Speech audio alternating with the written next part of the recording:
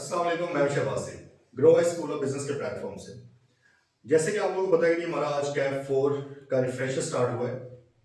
जिन students ने मेरे आई to be के रिफ्रेशर या आप उसको रिवील लेक्चर्स कह सकते हैं वो लिए होंगे, उनको थोड़ा आइडिया होगा कि हमारी कोशिश होती है कि 8-10 लेक्चर्स के अंदर तमाम जो सिलेबस है उसको इस तरह कवर किया जाए कि आपके कॉन्सेप्ट्स एटलीस्ट सारे के सारे कवर हो जाए। ऑब्वियसली अब इसके अंदर प्रैक्टिस उस तरह शामिल नहीं होती, लेकिन ये जो रिफ्रेशर हमने grow wise school of business के प्लेटफॉर्म से भी स्टार्ट किया है, उसका पर्पस ये है कि आप लोगों के डेली साथ साथ टेस्टिंग भी हो। जैसे कि कैप 4 का आपको पता है कि 10 डेज का आपका कोर्स होगा रिफ्रेशर, और डेली जो हम पढ़ेंगे, जैसे आज चैप्टर 2 एंड 3 है आई कैप की बुक का, वो हमने पढ़ना है कॉन्ट्रैक्ट एक्ट का, तो उसको साथ ही इसी का टेस्ट भी होगा। टेस्ट आपके साथ ग्रुप में शेयर कर दिया जाएगा, आप लोगों ने उसको सोल्व करना है, देन स्कैन करके भेजना है। अच्छी बात यह है इसमें कि टेस्ट मैं बनाऊंगा भी खुद, और इंशाल्लाह उसको मार्क भी मैं खुद करूंगा, और साथ में जो आपकी डेफिशिएंसीज होंगी वो क्लियर हो जाएगी। 10 टेस्ट आप देंगे, देन एंड पे एक मॉक देंगे, तो इंशाल्लाह आपका सिलेबस बहुत अच्छी तरह से रिवाइज हो जाएगा। चलिए स्टार्ट करते हैं। स्टार्ट करने से पहले कुछ प्री रिक्विजिट्स हैं, वो ये है कि एक तो आपने बुक पढ़ी हो 1-2 बार पहले से, ठीक है। सिर्फ अगर आप सोली इनके ऊपर रहोगे तो थोड़ा मुश्किल हो जाएगा। और तो कुछ स्टूडेंट्स कहते हैं कि हम सिर्फ रिवीजन लेक्चर्स लेकर भी पास हो जाते हैं, लेकिन मैं सजेस्ट नहीं करूंगा। मैं ये कहूंगा कि पहले आपने अगर बुक स्टडी की हो, देन आप इनकी तरफ आए। देन इन लेक्चर्स को सुनने के लिए आपको रन डाउन की जरूरत है, जो कि मैंने बनाए हुए हैं और आप लोगों के साथ शेयर नहीं है। जिसके पास अवेलेबल नहीं है वो मेरे से रब्ता करके किसी और स्टूडेंट से वो ले सकता है। ठीक है जी, चलें बिस्मिल्लाह करते हैं। चैप्टर 2 आपका कॉन्ट्रैक्ट एक्ट जो स्टार्ट होता है, बेसिकली कॉन्ट्रैक्ट एक्ट का पहला chapter, offer acceptance and revocation, इस पे हम बात करते हैं। ऑफर पे सबसे पहले ऑफर क्या होती है? ऑफर को प्रपोजल भी कहा जाता है। जो बंदा ऑफर करता है उसको ऑफर बोला जाता है या प्रपोजल बोला जाता है, और जिसको ऑफर की जाती है उसको ऑफरी बोला जाता है। अब ऑफर बेसिकली है क्या? ऑफर देखेंगे, ऑफर से मुराद ये है कि आप एक शख्स है वो किसी भी दूसरे शख्स को उससे उसकी एसेंट लेने के लिए, पॉजिटिव एसेंट मतलब उसकी मर्जी हाँ लेने के लिए कोई भी चीज करने या ना करने की बात करता है। मिसाल के तौर पर मैं आपको कहता हूँ यार मैं आपसे मोबाइल खरीदना चाहता हूँ, अब मैं आपको ऑफर करवा रहा हूँ, ठीक है। या मैं आपको कहता हूँ कि क्या आप मुझे मोबाइल बेचेंगे, ठीक है जी, तो इस तरह। देन या मैं आपको कोई काम ना करने का कहता हूँ, यार आपने कराची नहीं जाना तो मैं आपको इतने पैसे दूंगा, इस तरह की कोई बात हुई, ये होती है ऑफर। तो एक शख्स दूसरे शख्स को ऑफर कर रहा है, ऑफर कहेंगे जो शख्स ऑफर कर रहा है जिसको की जा रही है उसको ऑफर ही बोला जाता है। लेकिन इसमें मेन बात यह है कि ये इसमें पॉजिटिव एसेंट लेने की, पॉजिटिव कंसेंट लेने की कोशिश हो। अगर हमें मुझे पता हो कि अगले बंदे ने इनकार करना है, then it is not an offer, ठीक है। अब ऑफर आपको पता है एक्सप्रेस भी हो सकती है और इम्प्लाइड भी हो सकती है। एक्सप्रेस का आपको आइडिया होगा कि ओरल या रिटन फॉर्म में लिख के, मतलब जो एक्सप्रेस प्रॉपर्ली किया जाता है उसको एक्सप्रेस कहा जाता है। जबकि इम्प्लाइड से मुराद है जो आपके कंडक्ट से पता चलती है, मतलब जरूरी नहीं है कि आपने बोलना ही है। आप इवन मैं तो ये कह रहा होता हूँ कि इशारों से भी आप किसी को ऑफर करवा सकते हैं। मिसाल के तौर पे आप जब कोई भी शू पॉलिश करने वाला आपके पास आता है, वो आपके पाँव की तरफ इशारा कर सकता है कि यार ये कर दूं, तो आप उसको जैसे ही अपना पाँव आगे करते हैं तो आपने आगे से एक्सेप्ट कर लिया, तो उसने पहले आपको ऑफर करवाई। इसी तरह जैसे आप किसी सिग्नल के ऊपर रुकते हैं, गाड़ी आपने जैसे रोकी है, तो वो जो आपका शीशा साफ करने वाले होते हैं वो भाग के आए थे और आपको कहते कर दे। बेसिकली वो बोलने चाहे ना भी, जैसे वो इशारा करेंगे या उनके हाथ में आप शावर देखेंगे, वो वाइपर देखेंगे, तो आपको वहां से आइडिया हो जाएगा कि उन्होंने आपको ऑफर करवाई है। तो आई गेस आपको ऑफर क्लियर होगी। अच्छा, ऑफर आप खुद को नहीं कर सकते, ऑब्वियसली इसमें दो पार्टीज का होना लाजमी है। आप शीशे में खड़े होकर अपने आप को ऑफर करेंगे, that is not an offer. Then offer जो होती है वो सर्टेन होनी चाहिए और डेफिनेट होनी चाहिए, अदरवाइज ये वैलिड ऑफर ही नहीं है। सर्टेन और डेफिनेट से मुराद है कि आप क्लियरली पता हो कि आप क्या चीज ऑफर कर रहे हो। अगर आप कंफ्यूज हैं कि ये 5 चीजों में से मैं कोई भी चीज आपको बेच दूंगा, तो ये दिस इज नॉट सर्टेन। मैं आपको आपसे खाना खा रहा हूँ, इसके बदले में जितना मुझे मजा आएगा मैं उतने पैसे दे दूंगा। ये मजा आना या सेटिस्फेक्शन मिलना या यूटिलिटी मिलना, दिस इज नॉट सर्टेन। पता नहीं आपको किस चीज में किस लेवल तक आएगा उसमें, तो ये भी सर्टेन नहीं है। देन ऑफर कंडीशनल हो सकती है, मतलब जरूरी नहीं है कि हमेशा अनकंडीशनल ही हो। ऑफर कंडीशनल हो सकती है। एक्सेप्टेंस मस्ट बी अनकंडीशनल या अनक्वालिफाइड, हम आगे जाके पढ़ेंगे। ऑफर में कंडीशन से मुराद है कि मैं कंडीशन लगा सकता हूँ कि जी आपको मैं तभी चीज सेल करूंगा जब आप मुझे कैश पेमेंट करेंगे, कार्ड में मैं पेमेंट नहीं लूंगा, तो ये एक ऑफर है। अब आपको अगर आप इसको एक्सेप्ट करना चाहते हैं तो इसी कंडीशन के साथ ही एक्सेप्ट करना पड़ेगा। अगर आप कंडीशन को एक्सेप्ट नहीं करेंगे तो इसका मतलब है कि आपने या तो काउंटर ऑफर कर दी है या मेरी ऑफर को रिजेक्ट कर दिया है, ठीक है।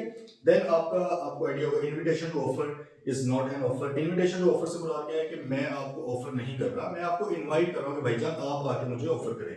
अब आई कैप के एग्जाम्स में ये तकरीबन कोई 4 तरह की जो है वो इनविटेशन टू ऑफर की एग्जांपल्स आती हैं। जैसे टेंडर का आपको पता होगा, टेंडर क्या होता है जब बहुत बड़े लेवल पर कोई बल्क परचेज आपने करनी हो या इवन सेल भी करनी हो, तो ट्रांसपेरेंसी लाने में सेल और परचेज में आप एक टेंडर फ्लोट कर देते हो न्यूज़पेपर्स में, और कुछ वेबसाइट्स हैं जैसे पेपरा की वेबसाइट्स हैं, वहां पर आप एक टेंडर फ्लोट करते हो कि हमें फॉर एग्जांपल 1 करोड़ रुपए की चीजें चाहिए या 1 करोड़ की सर्विस चाहिए, जो जो शख्स सेल करता है ये वाली सर्विसेज या गुड्स को हमारे पास अपनी ऑफर लेकर आए। इसका मतलब है कि टेंडर जब फ्लोट किया जा रहा होता है तो गवर्नमेंट की तरफ से या कंपनी की तरफ से वो ऑफर नहीं होती, वो इनवाइट कर रहे होते हैं कि भाई आप अपने रेट लेकर आए, अपनी टेक्निकल स्पेसिफिकेशंस या फाइनेंशियल प्रपोजल आप हमारे पास लेके आए। तो tender is not an offer, ठीक है। देन डिस्प्ले ऑफ गुड्स, आप किसी स्टोर में, सुपर स्टोर में जाते हैं, वहां पर जाके आप देखते हैं वहां पे चीजों की कीमतें साथ साथ लिखी होती हैं। तो अब वो भी जो है कानून कहता है कि वो सिर्फ आपको एक इन्फॉर्मेशन दी जा रही है, डिस्प्ले किया जा रहा है, वो आपको ऑफर नहीं कर रहे। हो सकता है कि आपको चीज उठाएं, शॉप उसके पास जाए, पीओएस पे गए, काउंटर पे गए, आपने कहा कि सर ये मैं चीज खरीदना चाह रहा हूँ, हो सकता है वो आगे से कहे सर मैं आपको नहीं बेचना चाह रहा, वो ये बात कह सकता है, ठीक है, क्योंकि उसने आपको ऑफर नहीं कराई, उसने सिंपल डिस्प्ले किया, ऑफर आपने की है उसके, जो एक्सेप्ट भी हो सकती है, रिजेक्ट भी हो सकती है। देन ऑक्शन का आपको पता होगा, ऑक्शन से मुराद नीलामी। जब नीलामी के लिए भी यही होता है कि अगर गवर्नमेंट ने किसी चीज की नीलामी करनी है, या लेट्स से आपको बैंकरप्सी का पता होगा, जब कोई दिवालिया होता है तो उसके एसेट्स को नीलाम किया जाता है। तो वहां पर भी गवर्नमेंट क्या करती है कि हमने फलां एक बिल्डिंग है या फलां एसेट्स हैं, गाड़ियां हैं, फर्नीचर है, हमने नीलाम करना है, जो जो शख्स इंटरेस्टेड है वो आके बोली लगा सकता है। अब गवर्नमेंट की तरफ से जब आपको कॉल किया गया है ऑक्शन के लिए, this is not an offer. इसका ये मतलब नहीं कि जिस जिसको कॉल किया वो जाकर कि अब तो मैं एक्सेप्ट करूंगा ही करूंगा, आपने मुझे ऑफर की है, ये ऑफर नहीं है, बल्कि वो तो आपको बुला रहे हैं ऑफर करने के लिए। वहां पर जाके आप बोली लगाते हैं, बोली को बोलते हैं बिड। तो बिड जो होती है ऑक्शन के ऊपर, वो ऑफर है, वो आप अपनी तरफ से एक ऑफर करोगे कि मैं इतने में खरीदूंगा, सो फिर वो कहेगा 1 2, सही है, इस तरह वो 3 बार करना होता है, आपको आइडिया होगा, मूवीज वगैरह में देखा होगा, थोड़ा लगता है। तो आपकी तरफ से जब बिड होती है दैट इज एन ऑफर। जबकि गवर्नमेंट ने या कंपनी ने जब आपको बुलाया नीलामी के लिए, वो ऑफर नहीं है, वो सिंपल आपको इनवाइट कर रहे हैं। और देन सर्कुलेशन ऑफ इन्फॉर्मेशन, आपको ईमेल्स वगैरह आती होंगी, मैसेज भी आते होंगे डिस्काउंट्स के, जी बाय वन गेट वन वगैरह वगैरह। अब ये भी सर्कुलेशन ऑफ इन्फॉर्मेशन, आपको इन्फॉर्मेशन सर्कुलेट करनी है। मिसाल के तौर पे आपके से आपने एक्सेप्ट कर लिया, एक्सेप्ट से बुला के आपने कहा हाँ जी भाई मैं खरीदना चाहता हूँ, बाय वन गेट वन। अब वो आगे से कहें कि नहीं थी हमारी ये ऑफर, या ये हमारी जो इन्फॉर्मेशन थी हमने आपको दी थी, अब इसकी बेस पे हम अमल नहीं करना चाहते, तो आप उनके ऊपर केस नहीं कर सकते, क्योंकि टेक्निकली वो ऑफर नहीं है।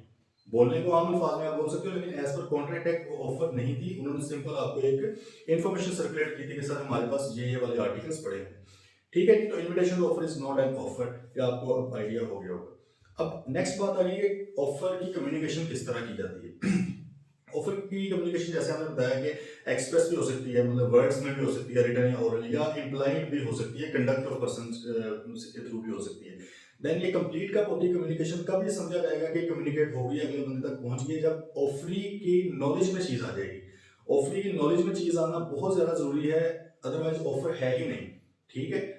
ये जब हम अक्सर कहते हैं कि स्पेसिफिक ऑफर या आपकी जनरल ऑफर होती है, इसमें फर्क ये है कि जनरल ऑफर के अंदर क्या होता है कि आप पूरी आवाम को जनरली कह देते हैं, ठीक है, कि भाई सबके लिए ऑफर है, लेकिन तब तक वो ऑफर कंसीडर नहीं होगी जब तक अगले बंदे ने जिसने उसको एक्सेप्ट किया उसको इल्म नहीं था उस ऑफर का। आपने इसकी एग्जांपल्स भी देखी होंगी कि किसी का कोई डॉग गुम हो गया या वॉलेट गुम हो गया, उसने कहा यार जो ढूंढ के लाएगा उसको 1000 रुपये इनाम। एक बंदा आया, उसको नहीं पता था कि इनाम भी इस पे अनाउंस हुआ है, वो आया, उसने वॉलेट वापस किया, तो अगले ने पूछा यार आपको पता है कि इसके ऊपर कोई प्राइस था, तो उसने कहा नहीं मुझे उस वक्त तो नहीं पता था, अब पता चला है। तो क्या वो प्राइस ले सकता है? ऑब्वियसली नहीं ले सकता, क्योंकि उसको ऑफर कम्युनिकेट ही नहीं हुई थी, ठीक है। तो ऑफर की कम्युनिकेशन बड़ी जरूरी है। अब नेक्स्ट बात आ गई आपकी कि ऑफर को एक्सेप्ट करना है, उसकी थोड़ी बात कर लेते हैं, ठीक है। उसकी रेवोकेशन की, रिवोक करने का मतलब खत्म करना, उसकी बात कर लेते हैं। लेकिन एक्सेप्टेंस से मुराद क्या है कि जब आप ऑफर को पॉजिटिव एसेंट देते हैं कि हाँ जी भाई मुझे कबूल है, जिस तरह आपने कहा उसी तरह मैं इसको एक्सेप्ट करता हूँ। अब ये एक्सेप्टेंस आपकी एक्सप्रेस भी हो सकती है, इम्प्लाइड भी हो सकती है, वही जिस तरह ऑफर थी, मतलब आप बोल के भी कह सकते हैं, लिख के, जिस तरह भी। अगर तो कोई कंडीशन लगाई हुई थी कि आपने भाई सिर्फ ईमेल के थ्रू ही मुझे एक्सेप्ट करना है, सिर्फ फैक्स के थ्रू ही करना है, लेटर के थ्रू ही करना है, तो आपको फिर उसी तरह ही करना पड़ेगा। अदरवाइज जो भी रीजनेबल मैनर है उसके थ्रू आप कर सकते हैं, या इम्प्लाइड भी हो सकती है। देन आपका क्या है, acceptance is not made if offeree remains silent. ये बात बहुत जरूरी है कि खामोशी जो है वो कबूलियत नहीं है, खामोशी को आपने एक्सेप्टेंस नहीं समझना, ठीक है। खामोशी जो है, फॉर एग्जाम्पल मैं आपको ऑफर करता हूँ कि यार अगर आपने 2 दिन में जवाब ना दिया ना तो ये घर आपको मैं खरीद लूंगा, ठीक। अब आप 2 दिन में जवाब नहीं देते, तो ये इसका ये मतलब नहीं है कि भाई आपने एक्सेप्ट कर लिया उस चीज को। इसको हम बोलते हैं नेगेटिव कंफर्मेशन। नेगेटिव कंफर्मेशन क्या होती है कि अगर अगला शख्स जवाब नहीं देता तो आप उसको हाँ समझ लेते हो, ये अलाउड नहीं है यहाँ पर, ठीक है। एक और जगह पर जाके यही वाली चीज़ अलाउड है। मैं थोड़ा सा यहाँ पे रेफरेंस दे देता हूँ, फिर हम जब वो पढ़ेंगे आपको शायद पढ़ लिया हो आपने, याद होगा कि जब माइनर होता है उसको आप पार्टनरशिप में बेनिफिट्स में ऐड करते हो, ठीक है। उसके बाद फिर जब वो 18 साल का होता है या जब उसको पता चलता है तो आप उसको कहते हो कि यार आपके पास 6 मंथ का टाइम है एक्सेप्ट करने का या रिजेक्ट करने का थ्रू अ पब्लिक नोटिस, कि आप पार्टनर बनना चाहते हैं या नहीं बनना चाहते, आप पब्लिक नोटिस दे रहे हैं। लेकिन अगर आप 6 मंथ में नोटिस नहीं देंगे तो हम समझ लेंगे कि आप बाय डिफॉल्ट क्या बन चुके हो, पार्टनर बन चुके हो। वो नेगेटिव कंफर्मेशन वहां पर अलाउड है, वो एक एक्सेप्शन है। यहाँ पर वैसे जनरली अलाउड नहीं है, ठीक है। देन आपका कई बार एक्सेप्टेंस किसी कंडीशन को परफॉर्म करने में भी हो जाती है, मतलब उसको भी जरूरी नहीं कि आपने बोल के या इम्प्लाइडली ही करना है, कंडीशन हो सकती है। मिसाल के तौर पर मैं आपको कहूँ कि जी मैं आपकी गाड़ी खरीदना चाहता हूँ, अगर आप एक्सेप्ट करें ना तो ये 5 लाख रुपए आपके सामने रखा हुआ है, इसको उठा लें। अब आपने ना आगे से हाँ किया ना ना की, लेकिन आपने वो 5 लाख उठा लिया, इसका मतलब क्या है कि आपने मेरी जो कंडीशन थी या जो मेरी कंसिडरेशन थी उसको आपने एक्सेप्ट कर लिया। ये कंसिडरेशन की एग्जांपल में आ जाता है वैसे प्रैक्टिकली। कंडीशन कोई और एग्जांपल ले लेते हैं कि मैंने आपको कहा कि यार अगर आप मुझे अपना घर सेल करना चाहते हैं तो कल आपने 2 बजे फलां जगह पर पहुंच जाना है। अब आपने हाँ ना कुछ भी नहीं किया, मैंने कंडीशन लगाई थी कि 2 बजे आपने पहुंचना है वहां पे, आप वहां पर 2 बजे पहुंच चुके हैं। इसका मतलब क्या है कि आपने उसको एक्सेप्ट कर लिया है। तो कई बार आप किसी कंडीशन को एक्सेप्ट करके या कंसिडरेशन को एक्सेप्ट करके, मतलब जो आगे से पैसे अगले बंदे के लेने होते हैं उसको भी आप एक्सेप्टेंस में ले आते हैं। Then offeree must be aware of offer before acceptance. Offeree को ऑफर का पता होना चाहिए, अदरवाइज वो ऑफर है ही नहीं। वो तो हमने पहले ही कह दिया ना कि ऑफर कम्युनिकेट होगी तो ही ऑफर है। अगर आप कहेंगे जी वही डॉग वाली एग्जांपल या वॉलेट वाली, कि वॉलेट मिल गया, अब आगे पता चला गया इनाम भी था या प्राइस भी था, तो भाई ये तो फिर मतलब ऑफर तो नहीं ना की उन्होंने उसने कोई भी accept. Then rejected offer can be accepted, ये जनरल सी बात है कि बात जो रिजेक्ट होगी वो दोबारा नहीं हो सकती। Offer can not be accepted once it's terminated. अच्छा, रिजेक्ट में और टर्मिनेट में फर्क है। रिजेक्ट से मुराद ये है कि नहीं भाई मैंने ये चीज़ लेनी, मैं नहीं ऑफर आपकी एक्सेप्ट कर रहा, ये रिजेक्शन है। टर्मिनेट से मुराद ये है कि आमतौर पे आप टाइम देते हैं, मिसाल के तौर पे आपने कहा यार हफ्ते के अंदर या 2 हफ्ते के अंदर आपने करना है। अब उस टाइम के अंदर, रिजनेबल टाइम में, या आपने कोई प्लेस बताई हो गया फलां जगह पे आके आपने ऑफर ये एक्सेप्ट करनी है, आपने वो नहीं मानी बात, तो ये टर्मिनेशन होती है, ठीक है। देन आपका क्या है, कम्युनिकेशन कब एक्सेप्टेंस की कंप्लीट होती है, ये वाली जो चीज़ है ये थोड़ी टेक्निकल है। इसमें जो वर्डिंग यूज होती है उसको मैं आपको आसान अल्फाज में बताता हूँ। देखें, कम्युनिकेशन ऑफ ऑफर तो बिल्कुल इजी था, वो तो ये था ना कि जब ऑफर की नॉलेज में चीज आ गई तो कम्युनिकेट हो गई है उसका। एक्सेप्टेंस में ये सीन नहीं है। एक्सेप्टेंस में क्या है कि 2 फेजेस में होती है, दो मतलब इसकी स्टेजेस आती है। पहली स्टेज क्या है कि as against offer. As against offer से मुराद क्या है कि ऑफर बाइंड हो गया है, ऑफर बैक ऑफ नहीं कर सकता, ऑफर पीछे नहीं हट सकता, ठीक है। कब जी ऑफर बाइंड होगा, वो होगा when it is put in course of transmission to him. मतलब है कि जब एक्सेप्टेंस को उसकी तरफ भिजवा दिया गया है तो ऑफर साथ बाइंड हो गए। अब ये बात लगती तो थोड़ी सी इलॉजिकल है कि ऑफर बेचारे को तो पता भी नहीं है कि ऑफरी ने आगे से एक्सेप्ट कर लिया है, लेकिन कानून ये कहता है कि भाई जैसे ही ऑफरी ने अपनी एक्सेप्टेंस हाँ लिखकर लेटर बॉक्स में डाल दिया या ईमेल अपनी तरफ से सेंड कर दी है, बेशक ऑफर ने अभी तक उसको पढ़ा भी ना हो, लेकिन क्योंकि इधर से चीज सेंड हो गई है तो ऑफर क्या हो गया, सही है, बाउंड हो गया। अब वो ऑफर पीछे नहीं हट सकता। ओके। दूसरा क्या है, एज अगेंस्ट ऑफरी, मतलब ऑफरी अभी तक पीछे हट सकता था, लेकिन वो कब पीछे नहीं हट सकता भाई, when it comes to knowledge of the offer. जैसे ही ऑफर की नॉलेज में आ गया कि उसने एक्सेप्ट किया, उसने जैसे लेटर पढ़ के देखा, खोल के देखा, उसको पता चल गया हाँ भाई इसने तो मान ली बात, अब इसके बाद जो है ऑफरी जो है वो पीछे नहीं हट सकता। तो इसका मतलब 2 फेजेस में है एक्सेप्टेंस की कम्युनिकेशन। ये बात जरा समझे। पहली क्या है कि ऑफर जो था वो कब बाउंड होगा, जैसे ही ऑफरी ने अपनी एक्सेप्टेंस लिखकर भेज दी है, बेशक ऑफर तक नहीं पहुंची, ऑफर बाउंड हो गया। दूसरी बात ये थी कि ऑफरी कब बाउंड होता है, ऑफरी तब बाउंड होगा भाई कि जैसे ही ऑफर के नॉलेज में एक्सेप्टेंस आ गई किसकी, ऑफरी की। इसका मतलब है कि नॉलेज में आने से पहले पहले वो रिवोक कर सकता है, खत्म कर सकते हैं, हम आगे कर भी लेंगे डिस्कस, क्लियर है। अब आगे कुछ इसके भी एसेंशियल्स हैं, जैसे valid acceptance must be absolute and unqualified या अनकंडीशनल। क्वालिफाई से मतलब होता है कोई भी तब्दीली ले आना, चेंज ले आना चीज के अंदर। तो एक्सेप्टेंस के अंदर कोई चेंज नहीं आ सकती, जिस तरह आपको ऑफर की गई थी, जो जो कंडीशन लगी थी आपने उसी तरह ही उसको एक्सेप्ट करना है। अगर फॉर एग्जांपल मैं आपको एक ऑफर करता हूँ कि आप ये घर खरीद लें 1 करोड़ रुपए में कैश, ठीक है, मतलब नकद आपने फौरन देना है। आप आगे से कहते हैं हाँ जी भाई मैंने आपको घर खरीद लिया 1 करोड़ रुपए में, 50 लाख आप ले लो, 25-25 लाख अगले 2 महीनों के अंदर मैं दूंगा। नहीं, ये देखिए गलत कर दिया आपने। या आगे से आपने क्या किया है, कंडीशन लगा दी है। इसको हम इवन काउंटर ऑफर कह सकते हैं कि अब आपकी तरफ से ऑफर आ गई है, मेरे वाली ऑफर क्या हो गई है, खत्म हो चुकी है। अब मेरी मर्जी है कि आपकी ऑफर को मैं एक्सेप्ट करता हूँ या नहीं करता। तो आपने एक्सेप्टेंस जो है अनकंडीशनल अनक्वालिफाइड देनी, क्लियर है। देन है जी कि एक्सेप्टेंस होती है इन द मैनर प्रिस्क्राइब्ड होनी चाहिए। अगर ऑफर के अंदर कोई मैनर लिखा गया हो, मैंने आपको लिखा था कि भाई आपने व्हाट्सएप मैसेज के थ्रू ही एक्सेप्ट करनी है बात, तो आप पे लाजमी है कि आप व्हाट्सएप मैसेज के थ्रू करें। अगर मैं कहता हूँ खत लिखना है आपने एक्सेप्टेंस के लिए, आप पे लाजमी है कि आपने खत लिखना है, ठीक है। लेकिन अगर कोई भी मैनर नहीं बताया हुआ, देन आपको पता है कि रीजनेबल मैनर, जहाँ पर कुछ भी ना बताया हो वहाँ पर reasonable price, reasonable manner, reasonable time, reasonable place, ये चीजें होती है, ठीक है। अच्छा, अब दूसरी बात ये है कि अगर प्रिस्क्राइब्ड मैनर में नहीं किया गया एक्सेप्ट, वैसे तो आपको पता है कि प्रिस्क्राइब्ड मैनर में एक्सेप्ट करना चाहिए था, ऑफर में मैंने लिखा हुआ था कि आपने मुझे ईमेल करनी है, लेकिन आपने आगे से लिख दिया खत मुझे, ठीक है। प्रिस्क्राइब्ड मैनर तो ऑब्वियसली नहीं है। अब ऑफर जो है, मेरे पास टाइम है, मेरे पास एक ऑप्शन है। ऑप्शन क्या है? ऑफर एक रीजनेबल टाइम के अंदर क्या करेगा, ऑफरी को कहेगा कि भाई जिस तरह मैंने कहा था, मैंने आपको क्या कहा था, ईमेल करने का, आपने मुझे खत लिख दिया है, तो भाई आप इसको ईमेल के थ्रू ही करें, वरना मैं एक्सेप्ट नहीं करूंगा। रीजनेबल टाइम मतलब रीजनेबल, अब आपको पता है सिचुएशन टू सिचुएशन चेंज होता है, 2 4 5 7 दिन जो भी उस सिचुएशन में हो, तो मैंने उसको कह दिया भाई ईमेल करोगे तो मानूंगा, अदरवाइज मैं इसको नहीं मान रहा, तो या तो मैं ये कहूँ। लेकिन अगर मैं रीजनेबल टाइम में कुछ भी नहीं उसको कहता, और उसने मुझे खत लिखा हुआ है और हफ्ता 10 दिन 15 दिन गुजर गए, मैं खामोश बैठा हूँ, इसका मतलब क्या है कि भाई मैंने उसकी एक्सेप्टेंस को, जो कि प्रिस्क्राइब मैनर में नहीं थी, उसको मैंने इसी तरह एक्सेप्ट कर लिया, मान लिया मैंने, ठीक है। बाद में मुकर जाऊँ कि यार नहीं, मैं तो नहीं तुम्हें चीज़ भेज रहा, क्योंकि तुमने ईमेल नहीं मुझे की, तुमने तो खत लिखा था। तो कानून ये कहता है कि भाई आपको रीजनेबल टाइम था, आप उस रीजनेबल टाइम में ऑब्जेक्शन रेज करते हैं कि भाई ईमेल भेजो, लेकिन आपने क्योंकि नहीं ऑब्जेक्शन रेज किया, तो इसका क्या मतलब है कि आपने उसको एज इट इज एक्सेप्ट कर दिया, ठीक है। देन नेक्स्ट है आपका रेवोकेशन ऑफ ऑफर और एक्सेप्टेंस। आपको पता है ऑफर या एक्सेप्टेंस को आप रिवोक भी कर सकते हैं, मतलब खत्म भी कर सकते हैं। अब उसका एक तरीकाकार है, उसका क्या है कि ऑफर को आपने कैसे रिवोक करना है। ऑफर भाई रिवोक की जा सकती है any time before communication of acceptance is complete as against offer. अब ब्रैकेट में मैंने बताया भी हुआ है कि कब होती, जो हम कभी हम ऊपर पढ़ के आए। वो कह रहे हैं कि ऑफर को आप किसी भी टाइम में खत्म कर सकते हो, लेकिन कब तक? Before acceptance, before communication of acceptance is complete as against offer. Offer के अगेंस्ट, ऑफर के बाउंड होने से पहले पहले आप ऑफर को रिवोक कर सकते हो। ऑफर को रिवोक किसने करना होता है? ऑफर ने करना है, जिसने ऑफर की थी। ऑफर ही नहीं कर सकता, ऑफर तो उसको रिजेक्ट करेगा, ठीक है। तो एज अगेंस्ट ऑफर क्या होती है कम्युनिकेशन, वो हमें पता है कि जैसे ही ऑफरी ने अपनी एक्सेप्टेंस को लिखकर भेज दिया, ठीक है, तो ऑफर सब बाउंड हो जाते हैं। इसका मतलब है कि अगर ऑफर चाहता है कि वो अपनी ऑफर को रिवोक करे, ये वर्डिंग थोड़ी सी मुश्किल हो सकती है, इसको आपने तसल्ली के साथ सुनना है, सही है। इसको फिर अपने जुबान में आप जो भी लिखना चाहें लिख सकते हैं। अगर मैं एक ऑफर हूं, मैंने आपको ऑफर करवाई है, आप ऑफरी हैं, ठीक है, मैं चाह रहा हूं कि यार मैं ऑफर को रिवोक कर दूं, खत्म कर दूं, तो मैं कब तक कर सकता हूं? मेरे पास कौन सा टाइम है?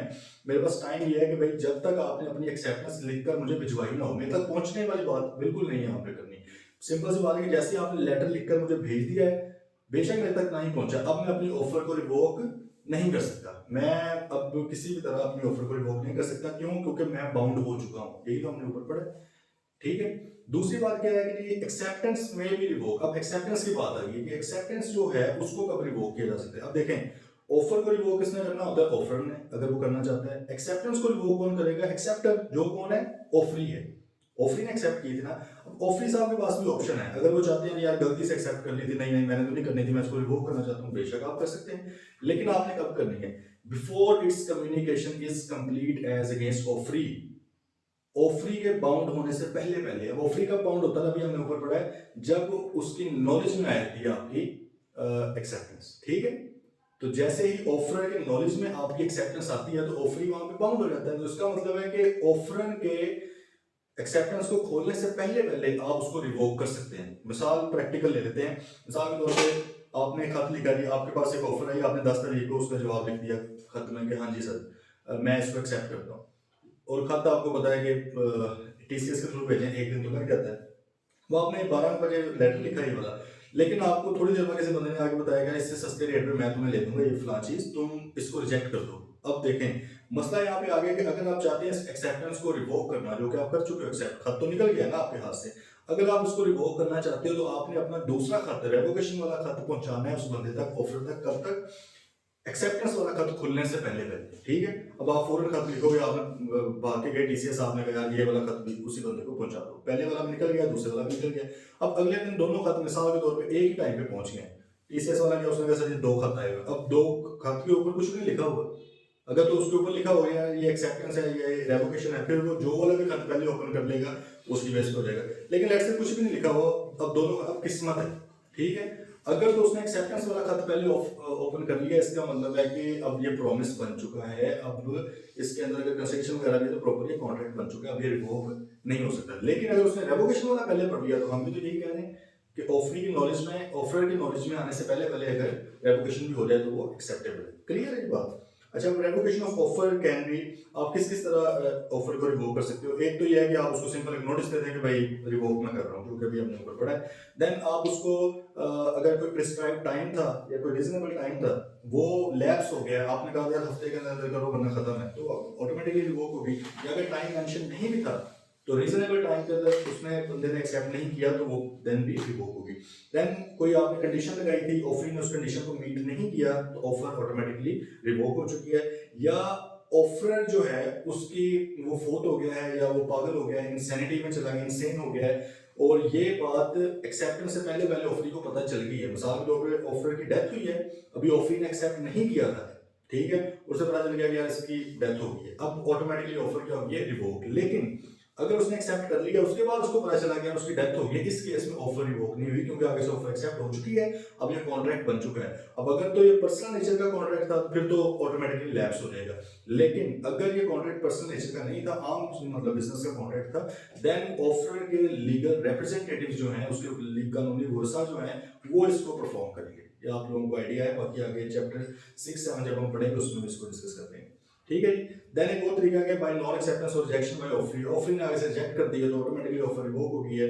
By counter offer from offeree, counter offer से मुराद क्या होता है कि आगे से उसने कोई और ऑफर कर दिया, आपसे कहा यार 10,000 की चीज बेचो, उसने कहा नहीं भाई मैं 11,000 की बेचूंगा, अब उसने आप वाली बात तो नहीं मानी, अब उसकी तरफ से काउंटर ऑफर आ गई, अब आपकी ऑफर खत्म हो गई, अब उसकी तरफ से ऑफर आ गई, अब वो ऑफर बन गया, आप ऑफरी हो, आप आगे से फिर कहते हो नहीं यार 10,500 था, अब फिर से आपने काउंटर कर दिया, फिर आपकी तरफ से ऑफर स्टार्ट हो गया, तो इस तरह चलता रहेगा। जैसे आमतौर पे मार्केट्स में वो जो बार्गेनिंग होती है वो यही होता है कि पहले मैं ऑफर करता हूँ, वो अगला बंदा करता है नहीं यार ये रेट होगा, वो उसकी तरफ से काउंटर ऑफर, देन मेरी तरफ से, फिर उसकी तरफ से, इस तरह होता रहता है। लास्ट में जो भी ऑफर स्टैंड कर रही होगी वही होती है, पुरानी तमाम लैप्स हो जाती है। अच्छा, एक ना कॉन्सेप्ट होता है क्रॉस ऑफर का, वो यहाँ पर मेंशन ही आपके सिलेबस में नहीं है लेकिन मैं थोड़ा सा आपको बता दूं। क्रॉस ऑफर ये होती है कि अगर सेम टाइम पे सेम चीज के बारे में सेम कंसिडरेशन के साथ दो बंदे ऑफर एक दूसरे को करते हैं। मिसाल के तौर पर मैंने आपको यार मैं 10,000 का मोबाइल खरीदना चाहता हूँ, आपने भी उसी टाइम पे कहा मैं 10,000 का मोबाइल बेचना चाहता हूँ, ठीक है, सेम मोबाइल है, रेट भी सेम है, दोनों की तरफ से आ गया, तो इसको हम कहते हैं क्रॉस ऑफर। ये ऑफर होती ही नहीं है, इसको ये कहा जाता है कि दोनों ऑफर्स आपस में टकराई हैं और कोई भी ऑफर क्रिएट वहां पे नहीं हुई, दोबारा से ऑफर करनी पड़ेगी, ठीक है।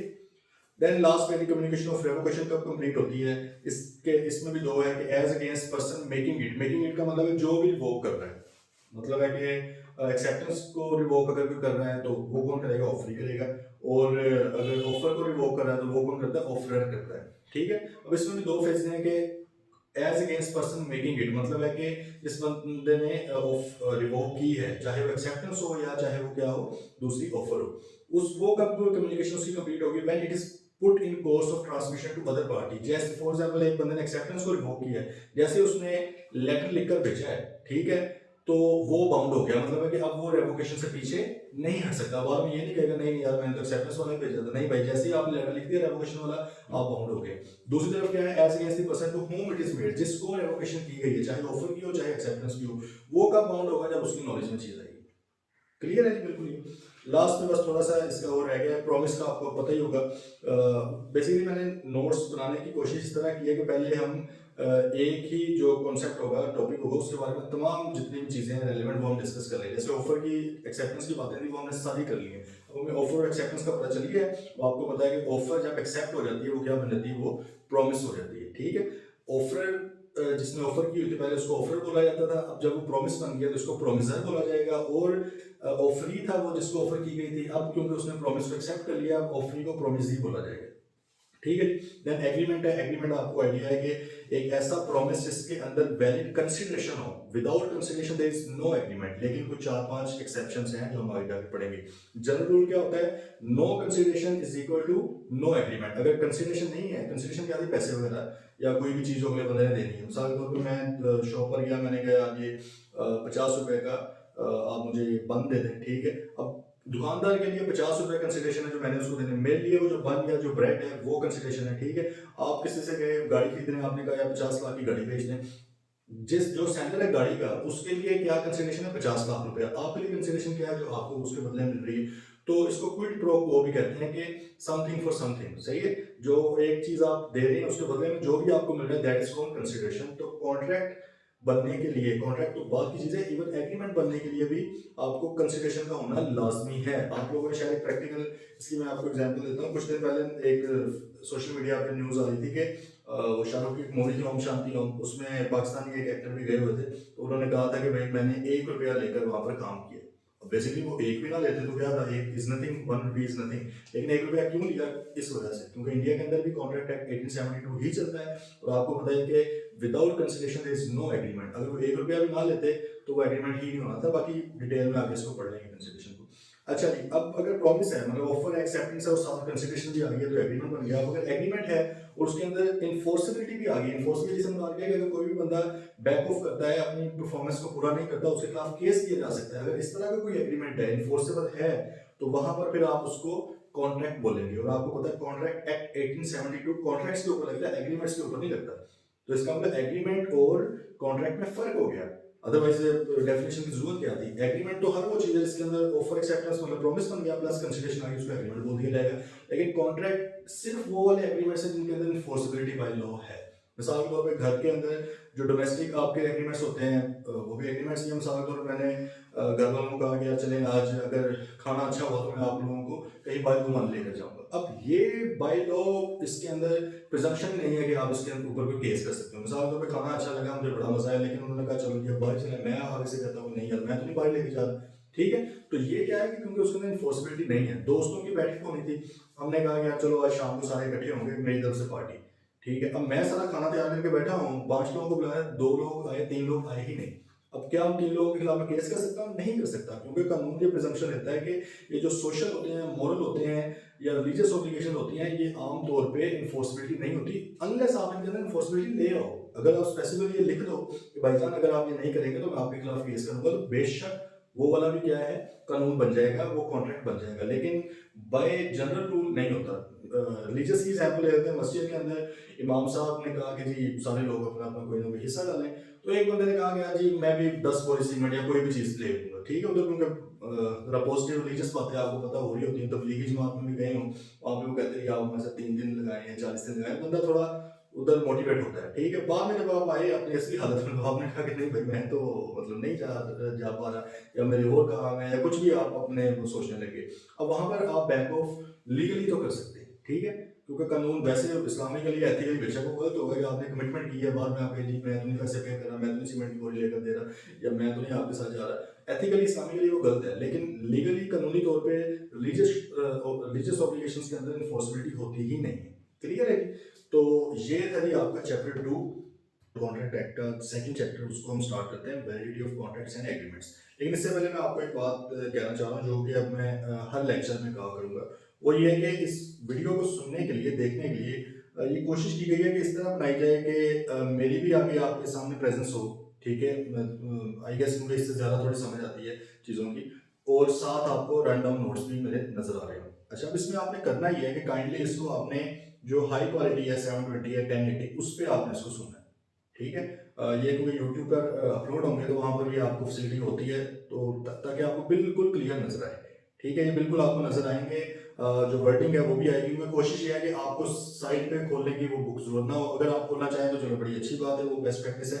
लेकिन अगर आप सिंपल अपने मोबाइल में भी इसको सुनना चाहते हैं बैठे बैठे किसी भी जगह पर, तो आप इसको विदाउट एनी एडिशनल थिंग भी आप सुन सकते हैं। लेकिन आपने उसके लिए कोशिश ये करनी है कि इसकी क्वालिटी थोड़ी बेहतर आप उस पर सुने, ताकि आपको क्लियर चीजें नजर आए। अब ये बात मैं हर लेक्चर में करूंगा तो आपने इससे ऑफेंड भी नहीं होना, लेकिन आपने कोशिश करनी है कि इसी तरह इसको लेकर चलें, एक काइंड ऑफ रिमाइंडर होगा आपके लिए। अच्छा, चैप्टर 3 है validity of contracts and agreements. कौन कौन से कॉन्ट्रैक्ट्स वैलिड होते हैं, कौन कौन से एग्रीमेंट्स वैलिड होते हैं और कौन से वॉइड होते हैं, उस पर डिस्कशन कर लेते हैं। अब इसमें बुक में भी थोड़ा सा ऊपर नीचे लिखा हुआ है, मैंने कोशिश की इसको इस सीक्वेंस में लिखेंगे जो कॉन्सेप्ट वन बाय वन आपको समझ आए।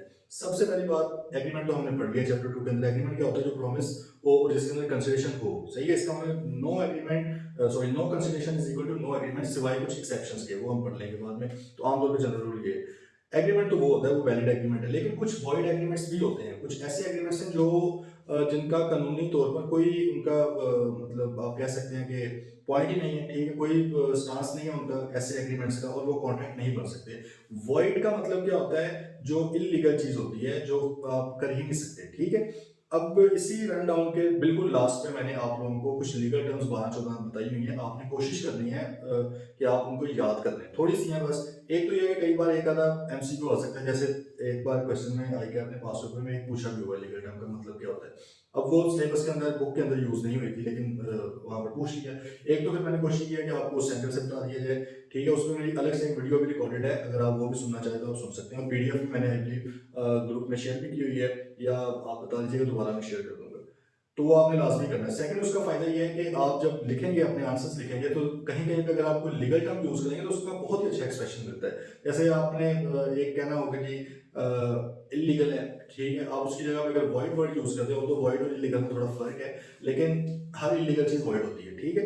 तो आप उसको इस तरह लिखेंगे तो थोड़ा बेहतर होगा। जैसे लास्ट लेक्चर में मैंने क्विड प्रो को वर्ड यूज किया है, उसका मतलब होता है समथिंग फॉर समथिंग, मतलब किसी चीज का बदले में कुछ। अब कंसिडरेशन के साथ आप क्विड प्रो को वर्ड यूज करेंगे तो ऑब्वियसली एक थोड़ा अच्छा इंप्रेशन उसमें पड़ेगा। चलिए, वॉइड एग्रीमेंट से मतलब क्या है, एक ऐसा एग्रीमेंट जो इन्फोर्सेबल बाय लॉ नहीं है फ्रॉम वेरी बिगिनिंग, ठीक है। वॉइड एब इनिशियो इसको वर्ड को बोला जाता है। वॉइड का मतलब क्या है कि इलीगल है, इन्फोर्सेबल नहीं है। एब इनिशियो का मतलब क्या होता है, फ्रॉम द वेरी बिगिनिंग, बिल्कुल शुरू से, सिरे से ही वो चीज अनलॉफुल थी, इन्फोर्सेबल नहीं थी, ठीक है। अब ये लैटिन फ्रेजेस होते हैं तो इसलिए इनके वर्डिंग इस तरह की है।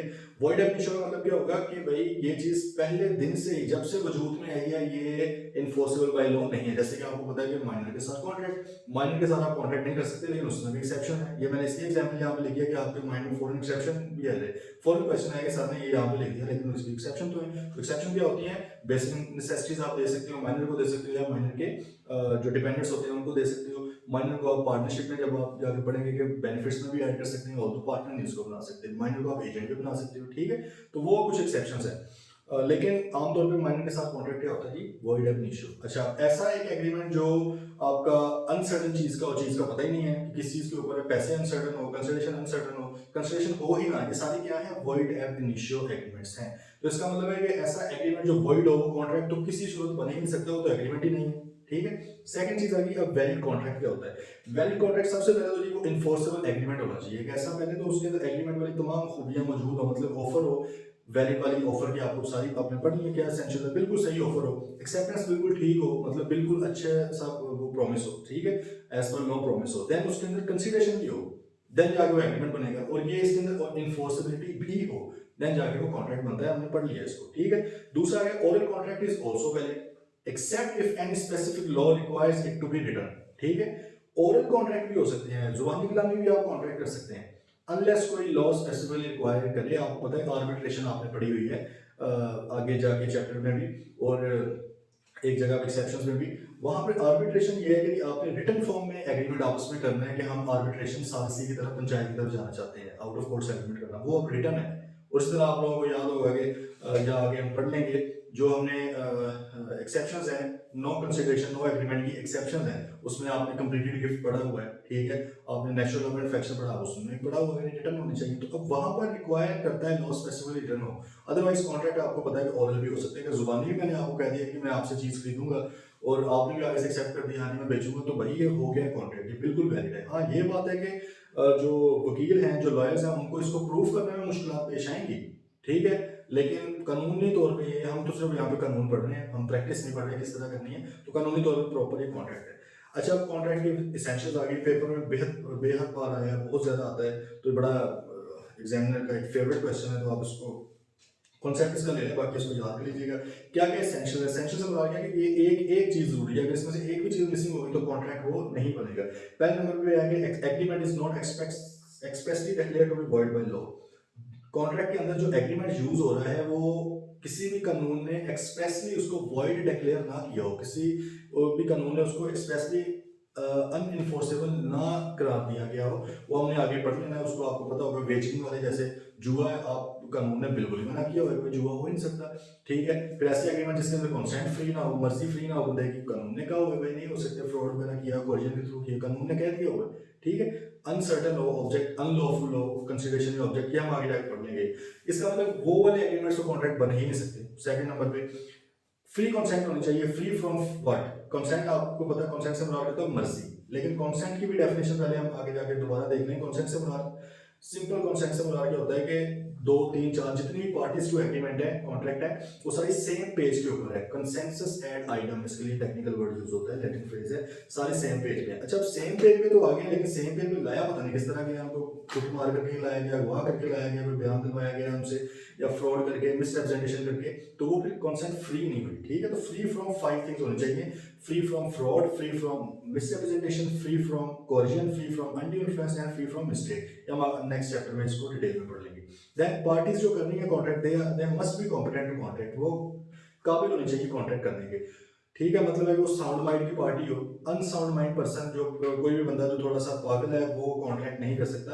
अब आपको पता है कि 3 तरह के लोग अनसाउंड माइंड में आते हैं। कौन कौन से होते हैं? एक होते हैं जो इडियट्स होते हैं, जो पैदाइशी तौर पे पागल होते हैं। वो तो किसी भी हालत में बेचारे वो आते ही नहीं है होश में, साउंड माइंड के होते ही नहीं है, तो वो तो कॉन्ट्रैक्ट कर ही नहीं सकते, वो बिल्कुल साइड पे हो गए। देन कुछ लोग होते हैं ल्यूनेटिक्स। ल्यूनेटिक्स कौन है? जो मोस्टली अनसाउंड माइंड के होते हैं, लेकिन कभी कभार बीच में साउंड माइंड के भी हो जाते हैं। तो जिस वक्त वो साउंड माइंड का है, उसी वक्त उसके साथ कॉन्टैक्ट हो सकता है, ये अलाउड है। इसलिए यहाँ पर उन्होंने पर्सन ऑफ, मतलब मैड पर्सन या पागल बंदा नहीं उन्होंने यहाँ पे उसको लिखा हुआ, उन्होंने लिखा है कि साउंड माइंड होना चाहिए जिस वक्त कॉन्ट्रैक्ट हो रहा हो। ठीक है। देन एक ड्रग होते हैं पर्सन, या आपके ऐसे कुछ लोग जो किसी बीमारी की वजह से या किसी घबराहट की वजह से वक्ती तौर पर वो परेशान हो जाते हैं। मिसाल तौर पर एक शख्स का एक्सीडेंट हुआ है, अब फौरन उसके पास पहुंच गया कि भाई आपकी गाड़ी तबाह हो गई है, मैं खरीद लूँ। अब वो बंदा उसको घबराया हुआ है, उसका होशो हवास में वो नहीं है। अगर वो आपको कहते हैं हाँ यार खरीद लो बस, ठीक है, तो ये वैलिड कॉन्ट्रैक्ट ही नहीं, ये वैलिड एग्रीमेंट ही नहीं। ठीक है, क्योंकि वो बंदा अनसाउंड माइंड का। लेकिन जैसे ही वो होश में आएगा, उस वक्त आप उसके साथ कर सकते हो। ठीक है। अब ये चीज फिर प्रूफ किसने करनी होती है कि वो अनसाउंड माइंड का था या नहीं था?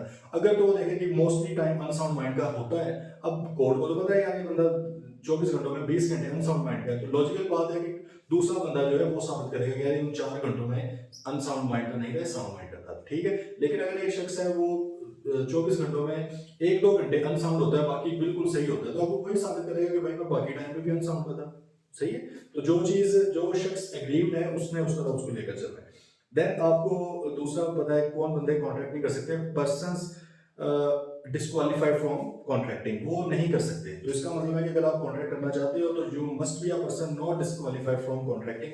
अच्छा, ये कौन कौन से लोग हैं जो डिस्क्वालीफाइड हैं? फॉरेन एनिमी, आपका एलियन एनिमी भी इसको कहा जाता है। लेकिन ये एलियन एनिमी उस वक्त के लिए जब आपका मुल्क उनके साथ डिक्लेयर्ड वॉर में हो। सही है, एलानिया जंग के अंदर। ये नहीं कि भाई मेरी अपनी जंग है, या फॉर एग्जाम्पल इंडिया के साथ हमारी, हम कह रहे हैं हमारी दुश्मनी, हमारे एनिमीज है, भाई नहीं, ये नहीं। कॉन्ट्रैक्ट एक्ट ये कहता है कि अगर इंडिया या कोई भी कंट्री है, ठीक है, मतलब उनके साथ आप उसको एनिमी समझ रहे हो, लेकिन आपकी कंट्री की तरफ से डिक्लेयर्ड वॉर भी हो, देन जाके, अदरवाइज आप जो मर्जी करें कॉन्ट्रैक्ट आप कर सकते हैं। ठीक है जी।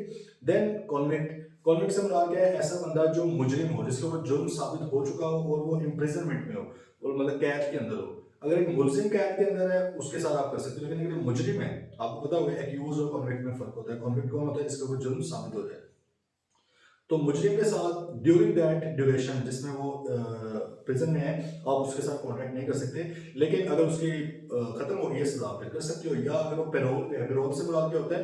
उसको उसके अच्छे बिहेवियर की वजह से आर्जी तौर पर या मुस्तकिल तौर पर उसको कह दिया यार चलो तुम ऐसे करो, तुम जाओ आज़ाद हो, लेकिन तुमने हर महीने आके हमें बताते रहना है कि आपका मतलब रिपोर्ट करते रहना थाने के अंदर या जेल के अंदर। लेकिन जब तक आपका नया कोई मसला ही ना आता, आप हमारी तरफ से अच्छे बिहेवियर की वजह से आज़ाद हो। अब अगर वो पैरोल पे हो, चाहे वो टेम्परेरी पैरोल हो या परमानेंट भी हो। अच्छा, ये कैंसर भी होता है, आपको पता है ना कि अगर आप कह कर आ जाए कि हाँ भाई मैं अच्छा शहरी बन गया हूँ, लेकिन दोबारा अगर कुछ हरकतें इस तरह की स्टार्ट करें तो आपको कैंसिल हो जाएगा पैरोल। तो जब आप पैरोल पे हो तब भी आपके साथ कॉन्ट्रैक्ट हो सकता है। ठीक है। देन इंसॉल्वेंट पर्सन है। इंसॉल्वेंट से मुराद दिवालिया बंदा, बैंकरप्ट शख्स। बैंकरप्ट शख्स जो होता है उसका जो तमाम एसेट्स होते हैं वो कोर्ट की तरफ से ऑफिशियल असाइनिंग होता है या लिक्विडेटर होता है। ठीक है, वो सारा कुछ वो डील कर रहा होता है। बैंकरप्ट से मुराद है कि मैंने किसी को कर्जा देना था, मैंने कहा भाई मेरे पास है ही कुछ नहीं, कोर्ट में गए, कोर्ट ने फैसला करना है, खुद नहीं लगा सकता। कोर्ट ने फैसला किया हाँ भाई ये तो बंदा बैंकरप्ट है। अब कोर्ट कहेंगे चलो इसके ऊपर जितना भी थोड़ा बहुत है ना, अब ये बंदा उसको यूज नहीं कर सकता, वो किसी ऑफिशियल असाइनिंग मतलब बेसिकली किसी ऑफिशियल ऑफिसर के जिम्मे वो चीज लगा दी जाएगी। तो आप इंसॉल्वेंट के साथ, कॉन्विक्ट के साथ, फॉरेन एनिमी जो कि उस वक्त आपके साथ डिक्लेयर्ड वॉर में, उसके साथ कॉन्ट्रैक्ट नहीं कर सकते। क्लियर है जी। देन अब माइनर का आपको पता है कि माइनर के साथ आप कॉन्ट्रैक्ट नहीं कर सकते। Person must be at age of majority, must be वो 18 साल का होना चाहिए अगर तो वो सिंपल है। और अगर कोर्ट ने, अदालत ने उसका कोई गार्डियन अपॉइंट किया है, कई बार क्या होता है किसी की लाइफ को थोड़ा सा रिस्क है या थोड़ा सा वो मतलब मेंटली हल्का फुल्का डिसेबल है, तो उसके साथ कोई गार्डियन लगा दिया जाता है। उस केस में 21 साल की एज में जाके वो बंदा मेजर बनेगा, ठीक है, बालिग होगा, लेकिन आम हालात में 18 साल की एज में हो जाता है, ठीक है। अच्छा, तो इसका मतलब माइनर शख्स के ऊपर भी कॉन्ट्रैक्ट वो नहीं कर सकता, is not competent to contract. अब साथ ही कुछ हमने मेंशन की हुई कि माइनर के ऊपर कौन कौन से मजीद रिक्वायरमेंट्स हैं। पहली तो यह है कि rule of estoppel doesn't apply on minor. Rule of estoppel क्या है? पार्टनरशिप में आप लोगों ने पढ़ा होगा। रूल ऑफ एस्टॉपल से मुराद है कि भाई मुकर नहीं सकते आप, डिनाई नहीं कर सकते आप कोई भी फैक्ट से। अगर फॉर एग्जांपल कोई भी आम इंसान है, वो मेजर है, 18 20 25 30 साल का है, उसने किसी मौके पर कहा कि जी ये घर मेरा है, बाद में जब कॉन्ट्रैक्ट हो गया, सारा कुछ हो गया, मैंने कहा कि नहीं ये घर मेरा नहीं, मैंने तो झूठ बोला था, मुकर नहीं सकता आप। मैं मेरे ऊपर केस लेगा, फ्रॉड का सारा कुछ होगा, अब मैं मुकर नहीं सकता। लेकिन माइनर अगर किसी के साथ कॉन्ट्रैक्ट करने गया, ठीक है, अब अगले बंदे ने कहा यार नहीं तुम तो बच्चे लग रहे हो, मैंने कहा नहीं नहीं सर मैं तो 18 साल का हूँ, मैं तो बालिग हूँ, मैं कॉन्ट्रैक्ट कर सकता हूँ, ठीक है। अब मैंने ये सब कुछ कहा और कॉन्ट्रैक्ट कर लिया। जब अगला बंदा मेरे से पैसे लेने के लिए आया और मैंने फौरन कहा नहीं भाई मैं तो माइनर था, मैं तो झूठ बोला था, तो माइनर को मुकरने की इजाजत दी गई है। क्यों? क्योंकि जो बच्चा है, बच्चे से गलती हो जाती है, तो कानून लीनियंट है। कानून का एक सिंपल सा आपने रूल समझ लेना है। माइनर के केस में माइनर को नुकसान हो रहा होगा तो माइनर का फायदा देखा जाएगा, माइनर ने कोई गलती किया तो माइनर को माफ कर दिया जाएगा। लेकिन अगर माइनर ने किसी से पैसे लेने हैं, बेशक उसने खुद भी झूठ बोला हो, तो फिर भी माइनर को पैसे लेकर दिए जाएंगे, ठीक है। तो ये माइनर को फायदा दिया जाता है। तो पहला तो अगर rule of estoppel doesn't apply on minor. Second है कि majority age must be at time of entering into contract. ये जो हम कह रहे हैं 18 साल का या 21 साल का होना चाहिए, ये जब कॉन्ट्रैक्ट हो रहा है उस वक्त होना चाहिए। ये नहीं है कि आप 15 साल के थे, आपने किसी के साथ कर लिया, कॉन्ट्रैक्ट कर लिया, उस वक्त आप लीगली नहीं कर सकते थे। जब आप 18 साल के हो गए, आपने कहा यार वो जो मैंने 15 साल का होते हुए कॉन्ट्रैक्ट किया था ना, वो आज से मैं उसको वैलिड कंसीडर कर रहा हूँ। रेटिफिकेशन अलाउड नहीं है। रेटिफिकेशन से मुराद क्या होता है? किसी पुरानी चीज को बाद में जाके अप्रूव करना। माइनर के केस में ऐसा बिल्कुल भी अलाउड नहीं है। अगर एक शख्स कहता है कि मैं कॉन्ट्रैक्ट करना चाहता हूँ, तो जिस वक्त कॉन्ट्रैक्ट होना है उस वक्त उसकी उम्र 18 साल होनी चाहिए, ये मस्ट है, ठीक है। देन आ गया minor can not be declared insolvent या बैंकरप्ट। ऑब्वियसली माइनर जब कॉन्ट्रैक्ट ही नहीं कर सकता, तो वो इंसॉल्वेंट, दिवालिया या बैंकरप्ट उसको कैसे आप कर सकते हैं? तो उसका कॉन्ट्रैक्ट ही नहीं लीगली किसी के साथ भी हो सकता। Then if minor enters into contract with jointly with a major person. अगर एक बच्चा था 17 15 16 साल का और उसने उसके साथ एक शख्स था 25 30 साल का, दोनों मिलकर किसी कॉन्ट्रैक्ट में चले गए, ठीक है। माइनर के खिलाफ आप कोई भी एक्शन नहीं ले सकते, मेजर के खिलाफ लेंगे, सारे का सारा उस जो बालिग बंदा था, जो बड़ा था, उसके खिलाफ एक्शन होगा, ठीक है। इसमें पास पेपर में एक क्वेश्चन भी आया हुआ है कि एक छोटा बच्चा होता है 16-17 साल का, सॉफ्टवेयर इंजीनियर होता है, एक बड़ा होता है, दोनों मिलकर किसी को झूठ बोलते हैं कि भाई मैं तो, वो कहता है मैं भी बड़ा हूँ, ठीक है। अब आपको पता है कि माइनर के ऊपर रूल ऑफ एस्टॉपल लग ही नहीं सकता। अब उन्होंने दोनों ने परफॉर्म नहीं किया, जो दूसरी साइड में था, ऑफरी था, उसने उनके ऊपर केस कर दिया दोनों के ऊपर। माइनर ने आराम से कहा कि भाईजान मैं तो बच्चा हूँ। उस ऑफिस ने कहा यार तुमने तो कहा था कि तुम बड़े हो। उसने ऐसे क्या कहा कि भाई कॉन्ट्रैक्ट एक्ट कहता है कि rule of estoppel doesn't apply on minor, मैंने गलती से कह दिया, मैं तो छोटा था। सारे की सारी लायबिलिटी किसके ऊपर आएगी? उस मेजर बंदे के ऊपर जो माइनर के साथ खड़ा है, ठीक है। तो ये आप लोगों को इसका आइडिया हो गया कि माइनर का सही है। अब ये इसका मतलब 3 तरह के लोग हैं जो कॉम्पिटेंट टू कॉन्ट्रैक्ट हैं। कौन से? साउंड माइंड पर्सन है, ऐसा बंदा जो किसी भी कॉन्ट्रैक्ट को करने से डिस्क्वालीफाइड नहीं है, वो कर सकता है। फिर person having age of majority, वो बंदा कॉन्ट्रैक्ट कर सकता है। अच्छा, person not disqualified from contracting में एक आप लोगों ने पढ़ा होगा फॉरेन डिप्लोमेट्स या एम्बेसडर। उसको मैंने यहाँ पे इसलिए मेंशन नहीं किया कि कहीं कंफ्यूजन आ जाए। फॉरेन डिप्लोमेट्स या एम्बेसडर के साथ आप कॉन्ट्रैक्ट कर सकते हो, मना नहीं है, लेकिन उसमें मसला एक सिर्फ ये है कि आप उनके खिलाफ केस नहीं कर सकते। अगर आपने एक फॉरेन डिप्लोमेट या कोई गवर्नमेंट का बंदा था, अच्छा हर बंदे को फॉरेन डिप्लोमेट है ना, डिप्लोमेट्स या एम्बेसडर से मुराद क्या होता है? जो उनकी गवर्नमेंट ने कोई किसी को भेजा, कोई सफीर है, कोई अच्छी पोस्ट के ऊपर शख्स है, गवर्नमेंट की तरफ से आया हुआ है, वो आपके साथ कॉन्ट्रैक्ट करता है। उसने कहा घर जरा मुझे रेंट पे दे दो 5 लाख रुपए महीने का रेंट। अब आपका कॉन्ट्रैक्ट हो गया उसके साथ, ठीक है। 3 महीने गुजर के उसने रेंट नहीं दिया, उसने कहा चलो नेक्स्ट मंथ दूंगा। अब वो भागने लगा है, उसने कहा भाई कोई पैसा नहीं मैंने आपको देने। मसला यहाँ पर यह है कि आप उसके साथ कॉन्ट्रैक्ट कर सकते थे, लेकिन आप उसके ऊपर केस अपनी मर्जी से नहीं कर सकते। आप अदालत में गए, आपने कहा सर मैं उसके ऊपर केस करना चाहूंगा, कोर्ट ये कहेगी कि भाई फॉरेन डिप्लोमेट्स या एम्बेसडर्स को एग्जेम्पशन हासिल है, इस्तिस्ना हासिल है। अगर वो खुद आके अदालत में अपने आप को कानून के सामने पेश करना चाहे तो मोस्ट वेलकम, अदरवाइज अदालत उसके ऊपर केस नहीं चला सकती। तो इसका मतलब है कि बेहतर है भाई ऐसे बंदों से बचो, क्योंकि रिस्क के ऊपर है। कॉन्ट्रैक्ट बिल्कुल कर सकते हो, लेकिन कॉन्ट्रैक्ट को इन्फोर्स करवाना, जब तक वो नहीं राजी होता आप नहीं करवा सकते। ऑब्वियसली वो क्यों राजी होगा अगर उसका नुकसान है, ठीक है। अच्छा, अब इसेंशियल्स दोबारा से कितने हो गए? पहले नंबर पे इसेंशियल आपका था कि एग्रीमेंट आपका expressly declare to be void ना हो। देन एग्री जो कंसेंट थी वो must be free of 5 things, वो आपको पता है। देन आ गया पार्टीज कॉम्पिटेंट टू कॉन्ट्रैक्ट होनी चाहिए, वो हमने डिटेल में पढ़ लिया कौन कौन सी होती हैं। देन आ गई नेक्स्ट बात, there is a lawful consideration and object. Object और कंसीडरेशन लॉफुल होनी चाहिए। ऑब्जेक्ट से मुराद वो चीज जिसका कॉन्ट्रैक्ट हो रहा है। मिसाल के तौर पे लैपटॉप मुझे सेल कर दें, लैपटॉप ऑब्जेक्ट है। मोबाइल सेल कर दें, घर सेल कर दें, गाड़ी सेल कर दें, ठीक है। या मैं आपको फलां सर्विस दूंगा, तो जो सर्विस आपने देनी है वो आपको ऑब्जेक्ट है, ठीक है। कंसिडरेशन से मुराद आप लोगों ने पढ़ लिया है, कंसिडरेशन जो बदले में मिल रही होती है। ये दोनों लॉफुल होनी चाहिए, इलीगली होनी चाहिए। मैं आपके साथ कॉन्ट्रैक्ट कर लूँ कि भाई आप मुझे मोबाइल बेचें, बदले में 10 ग्राम चरसा आपको दूंगा। अब चरसा आपको पता है पाकिस्तान के अंदर तो एटलीस्ट क्या है, अनलॉफुल है। ये कंसिडरेशन क्या है, अनलॉफुल। और ऐसी कंसिडरेशन जो अनलॉफुल हो, उससे क्या होता है कि आपका एग्रीमेंट भी अनलॉफुल हो गया, और एग्रीमेंट अनलॉफुल हो तो वो कॉन्ट्रैक्ट बन ही नहीं सकता, ठीक है। अब उन्होंने बताया होगा ये 5 चीजें जो हैं ये अनलॉफुल हम ऑब्जेक्ट या कंसिडरेशन समझेंगे। पहले नंबर पे क्या, फॉरबिडन बाय लॉ। अगर कानून ने मना किया हो, आपको पता है कि कानून ने मना आपको ये चर्च वगैरह से किया हुआ है, या अगर आप ऑब्जेक्ट रख लोगे, मैं कत्ल करूंगा किसी को, आप मुझे पैसे दें, सुपारी देना, वो कानून ने मना। अगवा करूंगा, कॉर्जन करूंगा किसी भी तरह की, आपको पता है कि इस चीजें क्या है, फॉरबिडन बाय लॉ।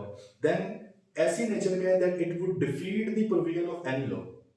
अब ये थोड़ा सा समझ लें, ये इंग्लिश थोड़ी लिखी हुई है इन्होंने, इसका मतलब क्या है। वो कह रहा है कि ऑब्जेक्ट या कंसिडरेशन की नेचर इस तरह की है कि खुद तो ये लॉफुल है, लेकिन इसकी वजह से कोई और कानून है उसको ये डिफीट कर रहा है, मतलब किसी और कानून को की वायलेशन कर रहा है। मिसाल के तौर पे ये पेपर में पास पेपर में क्वेश्चन भी आया हुआ है कि अब आपको पता है कि इंसॉल्वेंट जब एक बंदा हो जाता है, तो भी हमने ऊपर क्या पढ़ा है कि इंसॉल्वेंट बंदा कॉम्पिटेंट टू कॉन्ट्रैक्ट नहीं है, वो खुद कॉन्ट्रैक्ट नहीं कर सकता, ठीक है जी। अब अदालत की तरफ से मुझे इंसॉल्वेंट दिवालिया करार दे दिया गया कि भैया आप बैंकरप्ट है, आप कॉन्ट्रैक्ट नहीं कर सकते।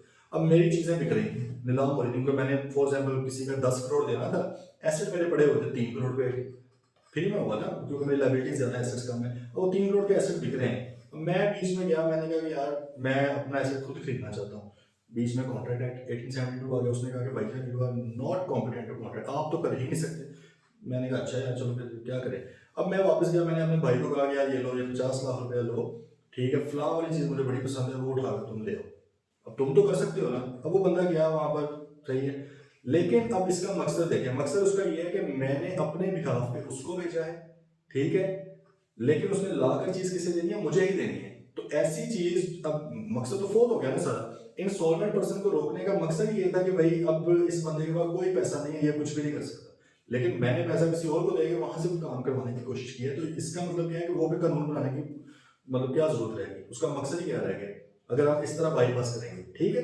तो ये उन्होंने यहाँ पे लिखा है कि अगर आपकी कंसिडरेशन या ऑब्जेक्ट इस नेचर का है, मकसद आपका इस नेचर का है कि उसकी वजह से कोई और कानून आपका फेल हो जाए, तो ये अलाउड नहीं है, ठीक है।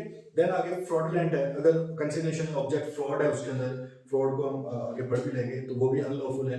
देन इन्वॉल्व्स और implies injury to the person और प्रॉपर्टी ऑफ अनदर, इसकी वजह से किसी और बंदे को इंजरी, नुकसान होना। अच्छा, इंजरी से मुराद यहाँ पर सिर्फ फिजिकल इंजरी नहीं है, इसमें फाइनेंशियल भी है, आपकी फिजिकल भी है, और आप की जो उसे हम कह सकते हैं रिप्यूट को खराब करना, वो भी है, मतलब किसी के खिलाफ तौहीन में बात करना या तहमत लगा देना, वो भी आपकी इंजरी के अंदर आती है। तो अगर फॉर एग्जाम्पल मैं कहूँ कि जी अखबार वालों को मैंने 2 करोड़ रुपया दिया कि यार मैं आपको 2 करोड़ दे रहा हूँ, आपने रोज फलां फैक्ट्री के खिलाफ एक इन्फॉर्मेशन छापी जानी है, ठीक है। अब और ये गलत इन्फॉर्मेशन है, ठीक है। अब मैं उसको इंजर कर रहा हूँ, उसके बिजनेस को, उसके रिप्यूट को मैं खराब कर रहा हूँ, तो ये चीज़ क्या है, गलत है। बाकी सिंपल कि अगर मैंने किसी को पैसे दिए, यानी किसी को अगवा कर लो या उसको धमकाओ फलां फलां, तो वो सारी चीज़ें क्या है, अनलॉफुल ऑब्जेक्ट में आ जाएगी। देन लास्ट में क्या है, court regards it as immoral और अपोज टू पब्लिक पॉलिसी। अदालत जो है खुद नहीं, आप नहीं समझते, अदालत ये समझती है कि यार ये इमोरल है, ये गैर अखलाकी काम है, या अदालत ये समझती है कि भाई ये अपोज टू पब्लिक पॉलिसी है, पब्लिक के सेंटिमेंट्स के खिलाफ है। जैसे हमने ऊपर पढ़ा कि एलियन एनिमी जो है, ऐसा मुल्क जिसके साथ आप वॉर में है, उसके किसी भी बाशिंदे, किसी भी सिटीजन के साथ आप कॉन्ट्रैक्ट नहीं कर सकते। उसके पीछे यही रीजन है, क्योंकि एक तरफ आप उसके साथ जंग लड़ रहे हो, मुल्क के साथ, दूसरी तरफ आप कहोगे नहीं भाई हम थोड़ा सा बिजनेस भी करते हैं, this is against public policy, public नहीं है चाहती, पब्लिक के सेंटिमेंट्स के खिलाफ है बात, इस वजह से वो चीज भी आपकी गलत है। ठीक है, तो 5 पॉइंट्स हो गए। अगर ये 5 पॉइंट्स हैं तो आपका कंसिडरेशन या ऑब्जेक्ट लॉफुल नहीं है। कौन कौन से? अगर वो कानून में मना किया गया है, या अगर वो इस नेचर के है कि उसकी अगर वो हो गया तो किसी और कानून को की वायलेशन हो जाएगी, या फ्रॉडुलेंट है, या क्या है कि इससे किसी भी शख्स को नुकसान हो रहा है किसी भी तरह का, या अदालत आपने समझ दिया यार ये गैर अखलाकी हरकत है, गैर अखलाकी चीज है, या ये पब्लिक पॉलिसी के अगेंस्ट है। ठीक है, तो ये सारे एसेंशियल्स थे आपके। अब आगे आ गया void able contract. Void able contract से मुराद क्या है? ऐसा कॉन्ट्रैक्ट जो एग्रीव्ड पार्टी से मुराद है जिसके साथ ज्यादती, जिसके साथ नुकसान हुआ है। एग्रीव्ड पार्टी उसको वॉइड करने का, उसको खत्म करने का अगर ऑप्शन रखती है तो उसको वॉइडेबल कॉन्ट्रैक्ट कहते हैं। जैसे कि हमें पता है कि कॉन्सेंट अगर फ्री ना हो, सिर्फ मिस्टेक में थोड़ा सा आगे पीछे है, बाकी जो चारों चीजें हैं उसमें तो क्लियर है कि fraud, misrepresentation, undue influence, coercion, इसके अंदर ऑब्वियसली अगर ये एक्सरसाइज किया गया तो कॉन्सेंट फ्री नहीं रही, तो वहां पर एग्रीव्ड पार्टी के पास ये ऑप्शन होता है कि वो कॉन्ट्रैक्ट को वॉइड कर सकती है, चाहे तो पूरा भी करवा दे। ठीक है, मतलब वो कहेगा नहीं मुझे कोई मसला नहीं, लेकिन अगर वो चाहे तो उसको वॉइड कर सकती है। उसको कहते हैं वॉइड एबल, मतलब जरूरी नहीं है कि वॉइड ही होना है हमेशा, लेकिन ये वॉइड एबल, इसको वॉइड किया जा सकता है। नेक्स्ट आ गया वॉइड कॉन्ट्रैक्ट। ऐसा कॉन्ट्रैक्ट जो अब इन्फोर्सेबल नहीं रहा, इसका मतलब है कि पहले वो इन्फोर्सेबल था। अब आप खुद ही जरा सोचें कि अगर वो पहले भी इन्फोर्सेबल ना होता तो वो तो कॉन्ट्रैक्ट ही नहीं होना था, उसको हमने क्या बोलना था? हमने उसको बोलना था वॉइड एग्रीमेंट, या तो वॉइड एग्रीमेंट बोलना था, या अगर लेट्स से वो एग्रीमेंट ठीक था लेकिन वो कॉन्ट्रैक्ट नहीं था। मिसाल के तौर पे हमें पता है कि जी जैसे रिलीजियस ऑब्लिगेशंस हैं, आपकी रिलीजियस कमिटमेंट्स हैं, सोशल डोमेस्टिक वगैरह, वो एग्रीमेंट्स तो होते हैं लेकिन वो कॉन्ट्रैक्ट नहीं होते। ठीक है, यहाँ पर हम उसकी बात कर रहे हैं कि भाई ये जब बना था, जब बनाया गया था तब ये बिल्कुल वैलिड था, इसके अंदर तमाम एसेंशियल्स मौजूद थे जो भी हम ऊपर पढ़ के आए, लेकिन बाद में किसी सिचुएशन की वजह से क्या हो गया है? वॉइड हो गया। मिसाल के तौर पे जिस चीज का कॉन्ट्रैक्ट हुआ था ये करने का, वो चीज खत्म हो गई है। आपने कहा यार फलां एक हॉर्स है, या एक घोड़ा है, या ये कोई भी जानवर है, कोई भी ऐसी चीज, उसको बेचने का आपका कॉन्ट्रैक्ट हुआ कि 15 दिन बाद आप आके ले लेना। 15 दिन के अंदर अंदर ही अनअवॉइडेबल सर्कमस्टांसेस की वजह से, अगर तो आपकी गलती है फिर तो आपको सुधरना है, लेकिन अनअवॉइडेबल सर्कमस्टांसेस की वजह से चीज ही खत्म हो गई, मर गई वो। अब क्या हो गया? कॉन्ट्रैक्ट वॉइड हो गया, ऑटोमेटिकली खत्म हो गया। ठीक है, तो ये वॉइड कॉन्ट्रैक्ट। देन आगे कंसीडरेशन, आपका कंसीडरेशन लास्ट है इस चैप्टर का टॉपिक। कंसीडरेशन अब क्या है, जरा गौर से समझिए। When at the desire of the promisor, paper में आया था एमसीक्यू, प्रोमिसर की ख्वाहिश के ऊपर, डिजायर ऑफ प्रोमिसर है। ठीक है, अब मार्केट के अंदर कुछ टीचर्स हैं इसको थोड़ा चेंज करके पढ़ा देते हैं, वो अपना कोई लॉजिक देते हैं उसमें, लेकिन जो कॉन्ट्रैक्ट एक्ट 1872 है ना, उसके अंदर एग्जैक्ट यही डेफिनेशन है, उसका लॉजिक है। तो हमने तो ऑब्वियसली फिर उसी के साथ चलना है जो आपकी बुक के अंदर भी लिखी हुई है और जो कॉन्ट्रैक्ट एक्ट 1872 के अंदर भी लिखी हुई है, या आप वैसे एक्ट वगैरह खुद भी पढ़ सकते हैं, गूगल करेंगे इजीली मिल जाएगा। पाकिस्तान, इंडिया, श्रीलंका, बांग्लादेश सब के अंदर सेम ही है वाला एक्ट। कॉन्ट्रैक्ट एक्ट 1872 भी, आपका पार्टनरशिप एक्ट 1932 भी सब में सेम है, आपका नेगोशिएबल इंस्ट्रूमेंट्स एक्ट है वो भी सब में सेम है इन तमाम कंट्रीज के अंदर, तो आप प्रैक्टिस के लिए देख सकते हैं। अच्छा, अब ये कानून के अंदर यही लिखा हुआ है तो आप इसको जरा समझना है। When at the desire of the promisor, promisor की ख्वाहिश के ऊपर, प्रोमिसर की, ठीक है, जिसने काम करना है, द प्रोमिसी और एनी अदर पर्सन, प्रोमिसी से मुराद क्या है? जिसके लिए काम करना है, या कोई और बंदा डज और डज नॉट डू समथिंग, सही है, मतलब इसमें बुक में तो लिखा है एब्सटेन फ्रॉम डूइंग, तो सिंपल मैं लिख दिया कि वो कोई काम करता है या वो कोई काम नहीं करता। इसका मतलब है कि प्रोमिसर ने कहा कि भाई मैं आपके लिए फला सर्विस दूंगा, मैं यहाँ पे आपके आपका कंसल्टेंसी का काम करूंगा, मैं प्रोमिसर हूँ, मैंने करना है। ठीक है, मेरी अब ख्वाहिश ये है कि आप मुझे 1 लाख रुपया महीने का दें, आप दे दें या कोई भी और दे दे, तो मेरे लिए वही क्या है? कंसिडरेशन है। बात आ रही है समझ? देखें, यहाँ में थोड़ा सा आपने कोशिश करें समझने की कि दो लोग हैं, एक है ऑफरर, एक है ऑफरी। अब इन दोनों के अंदर होगी एक्सेप्टेंस, तो बन गया प्रॉमिस। ऑफरर को अब हम क्या बोलते हैं? प्रोमिसर। ऑफरी को अब हम क्या बोलते हैं? प्रोमिसी। एक वर्ड आप लोगों ने बुक में पढ़ा होगा, रेसिप्रोकल प्रॉमिस। रेसिप्रोकल क्या होता है कि दोनों तरफ से कुछ ना कुछ होना होता है। ये जो प्रोमिसर है इसने एक वादा किया कि भाई मैं आपको कंसल्टेंसी की सर्विस दूंगा, इसका काम क्या है? कंसल्टेंसी की सर्विस देना, ये इसका प्रॉमिस है। लेकिन क्या इसने सिर्फ कंसल्टेंसी की सर्विस लेनी है प्रोमिसी ने? नहीं भाई, इसने तो पैसे भी तो देने हैं ना आगे से। अब इसने सर्विस तो लेनी है, उस मद में ये प्रोमिसी है, लेकिन इसने आगे से पैसे भी देने हैं, तो उस हवाले से क्या बन जाएगा? प्रोमिसर बन जाएगा। अच्छा, जब पैसे देने की बारी आएगी तो ये प्रोमिसर बन जाएगा। ये कौन बन जाएगा? प्रोमिसी बन जाएगा। जब काम करने की बारी थी तो ये प्रोमिसर था, ये प्रोमिसी था, ठीक है। लेकिन जब पैसे देने की बारी आएगी, ये प्रोमिसर है, ये प्रोमिसी है। बात आपको आई होप समझ आ गई होगी, ठीक है। तो एक ही कॉन्ट्रैक्ट के अंदर दोनों पार्टीज की पोजीशन चेंज हो जाती है। रेसिप्रोकल प्रॉमिस होते हैं आमतौर पे तकरीबन सारे, कुछ ना कुछ दोनों तरफ से होना होता है, ठीक है। अनलेस नो कंसिडरेशन वाली कोई एक्सेप्शन हो, उसमें दूसरी तरफ से कुछ नहीं होता। तो दोनों तरफ से कुछ होना है। अब यहाँ पे दोबारा समझे फिर इसको। इसका मतलब दोनों लोग एक टाइम पे प्रोमिसर जरूर बनेंगे, ठीक है। ये प्रोमिसर है, ठीक है। इसने उसको कहा यार मुझे 1 लाख रुपया दो, फिर मैं सर्विस दूंगा, सही है, या बदले में 1 लाख रुपया लूंगा। इस प्रोमिसर के लिए कंसिडरेशन क्या है? 1 लाख रुपया, चलो जी ठीक है। अब ये भाईजान प्रोमिसर बन गया, इसने क्या देना है? 1 लाख रुपया। इसकी डिजायर क्या है? सर्विस लेना इससे। इसके लिए कंसिडरेशन क्या हुई? सर्विस। इसके लिए कंसिडरेशन क्या हुई? 1 लाख रुपए। क्लियर है बात बिल्कुल? अब ये आपको समझ आ गई होगी सारी। अच्छा, नेक्स्ट बात है कि कंसिडरेशन आपकी पास्ट की भी हो सकती है। हो सकता है कि मैं कहूँ यार आपको जो पिछले महीने मैंने 1 लाख रुपया दिया था उसके बदले मुझे गंदम दे दें, ये भी हो सकती है। प्रेजेंट की भी हो सकती है, बिल्कुल साथ साथ, यार ये लो 50 रुपया और ये मुझे शैम्पू दे दो, ठीक है। ये साथ साथ चीज होगी प्रेजेंट। फ्यूचर की भी हो सकती है, यार आप आज मुझे चीज दे दो, आपको महीने भर पैसे दे दूंगा। आपको पता है प्रैक्टिकली चलती है सारी चीजें। तो कंसिडरेशन पास्ट की भी हो सकती है, प्रेजेंट की भी हो सकती है, फ्यूचर की भी हो सकती है। Then it must not be something promisor is not already bound to do. ये कोई भी ऐसी चीज नहीं होनी चाहिए जो प्रोमिसर ने पहले से ही करनी थी। तो फिर आपने क्या एडिशनल किया? मिसाल के तौर पर रेस्क्यू वाले आए, रेस्क्यू वालों का आपको पता काम है, एक्सीडेंट होता बचाना आगे। उन्होंने आपको बिठाया एम्बुलेंस में और साथ ही कहा कि सर अगर आप 1000 रुपया देना तो मैं ज्यादा स्पीड में जाऊंगा, ठीक है। अब देखें, ये तो उनका पहले ही काम है कि भाई उन्होंने अपनी केयरफुली ड्राइव करना है, स्पीड में जाना होता है आमतौर पर, केयरफुली ड्राइव करके, ठीक है। अब वो आपको कहेंगे यार अगर आप 1000 रुपया दोगे देन मैं करूंगा। ये देखें, ये नहीं प्रोमिसर का, उसका पहले ही काम था, वो आपको पहुंचाता लेके जाता, ठीक है। तो वो ऑलरेडी बाउंड टू डू था, उसने पहले से ही वो काम करना था, उसी काम के वो क्यों आपसे पैसे दे रहा है? बात आ रही है समझ? आप एक रेस्टोरेंट में गए, आपने कहा कि जी ऑर्डर किया, खाना आने लगा था। उस बंदे ने कहा कि सर वैसे तो आधा घंटा लगना है, लेकिन अगर आप मुझे कोई 1000 रुपया दें, 2000 रुपया दें, तो मैं आपको 20-25 मिनट में खाना ले, ठीक है। या आप रेस्टोरेंट में गए, उन्होंने आपको सीट पे बिठाना था, उसने कहा कि अगर आपने 500 रुपया दें तो मैं आपको जल्दी बिठा दूँ, या एक फलां सीट दे दो। तो इसका क्या मतलब है कि भाई वो जो ऑलरेडी उसने कोई काम करना था, उसी काम को करने के वो आपसे एडिशनल पैसे नहीं मांग सकता, कंसिडरेशन नहीं होगी। अगर आपने उसको एडिशनल पैसे उस काम के दिए हैं तो अब ये न्यू एग्रीमेंट तो कोई भी नहीं हुआ, क्योंकि कंसिडरेशन नहीं है तो एग्रीमेंट भी नहीं है, एग्रीमेंट नहीं है तो कॉन्ट्रैक्ट भी नहीं है। बात आ गई समझ? देन आगे it must be real. Consideration real होनी चाहिए भाई, बिल्कुल सही होनी चाहिए। मैं रेस्टोरेंट की बात ही करते हैं, वहां पे क्या है, एक शख्स रेस्टोरेंट वाले ने कहा वेटर ने कि भाई अगर आप मुझे मतलब ये हमारी डिश है, ठीक है, पैसे आपने तब देने जब आपको मजा आ जाए, ठीक है। मतलब कंसिडरेशन में तब लूंगा जब आपको मजा आए। देखिए मजा पता नहीं आना है कि नहीं आना, ये इसको नहीं आप कह सकते। आप ये कहोगे कि जन्नत का टिकट, आपको पता है पीछे इलेक्शंस में वो भी चल रहा था कि जन्नत का वादा भी हो रहा था, तो इस तरह के वादे नहीं चल सकते, ठीक है।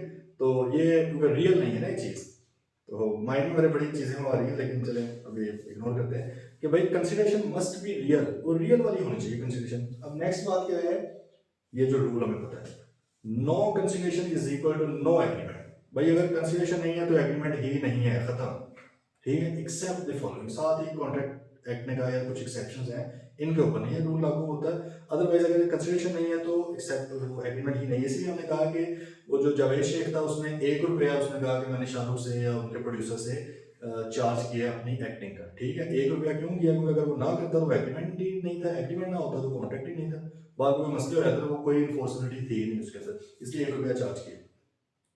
अब कंसिडरेशन में पहली बात तो आपको पता होनी चाहिए कि adequate consideration is not necessary. Consideration का एडिक्वेट होना, काफी होना जरूरी नहीं है, इसलिए मैंने आपको ये वाली एग्जांपल दी है। अब 1 रुपया तो मतलब कुछ भी नहीं है, जीरो ही है बेसिकली। काफी होना लाजमी नहीं है, कंसिडरेशन का होना लाजमी है, ठीक है। मतलब है कि अगर आप कोई 50 करोड़ रुपए की चीज किसी को 5 करोड़ में भी बेच दो, कानून कहता मुझे कोई मसला नहीं है, मैं सिर्फ इसको तब कंसीडर करूंगा अगर आप आके कहोगे यार इसने कोर्जन के थ्रू, अनड्यू इन्फ्लुएंस के थ्रू, फ्रॉड करके, जबरदस्ती करके मेरे से 5 करोड़ रुपए लिए, मतलब मैंने 5 करोड़ मतलब मुझे 5 करोड़ दिए, अदरवाइज मैंने 50 करोड़ ही लेने थे, तब तो अदालत इसको कंसीडर करेगी सिर्फ इस बात को साबित करने के लिए कि क्या आपके ऊपर मतलब कंसेंट आपकी बिला वजह तो नहीं ली गई, फ्री है ना कंसेंट आपकी, सिर्फ उस मद में करेगी। लेकिन वैसे अदालत कहती है हमें कोई मसला नहीं, अगर कंसेंट फ्री थी तो आप चाहे भाई 2 करोड़ वाली चीज 1 रुपये में भी दे दो, अदालत को कोई मसला ही नहीं है। तो adequacy of consideration is not necessary but consideration is necessary, consideration is necessary for an agreement. ठीक हो गया। अच्छा, अब एक्सेप्शन कर लेते हैं। 5 एक्सेप्शन है। पहले क्या, agreement in natural love and affection. अगर नेचुरल लव एंड अफेक्शन में भाई बहन के साथ आपका या किसी के साथ भी आपकी जो नेचुरल लव है, वाइफ या स्पाउस आपके साथ, नेचुरल लव एंड अफेक्शन में आपने उनके साथ कोई एग्रीमेंट किया, उसमें आमतौर पर आपको पता है कि पैसे तो नहीं लिए जाते ना आगे से। कहा गया कि आपको मैं एजुकेशन दिलवाऊंगा, आपने भाई को कह दिया, या आपने कहा कि अपनी वाइफ को ये प्लॉट में आपके नाम पे करूंगा, बदले में आप नहीं कुछ ले रहे।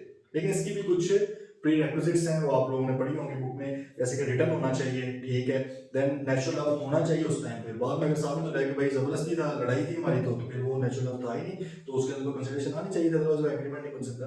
तो ये कुछ इसकी रिक्वायरमेंट्स है, वो आपने देख लेनी। दूसरा क्या है, promise to compensate past voluntary service. अगर पीछे किसी ने मुफ्त में आपको सर्विस दे दी थी और आपके दिल में ख्याल आया, रहम आया कि यार अगले जान जाके पैसे देने पड़ने हैं, अभी थोड़े से दे देते हैं, पहले ही आगे तो हमारे पास पूरे नहीं है, तो आपने कहा कि भाई मैं आपको जो पास में आपने रज़ाकाराना तौर पे मुझे सर्विस दी थी, उसके अगेंस्ट में आपको पैसे देना चाहता हूँ।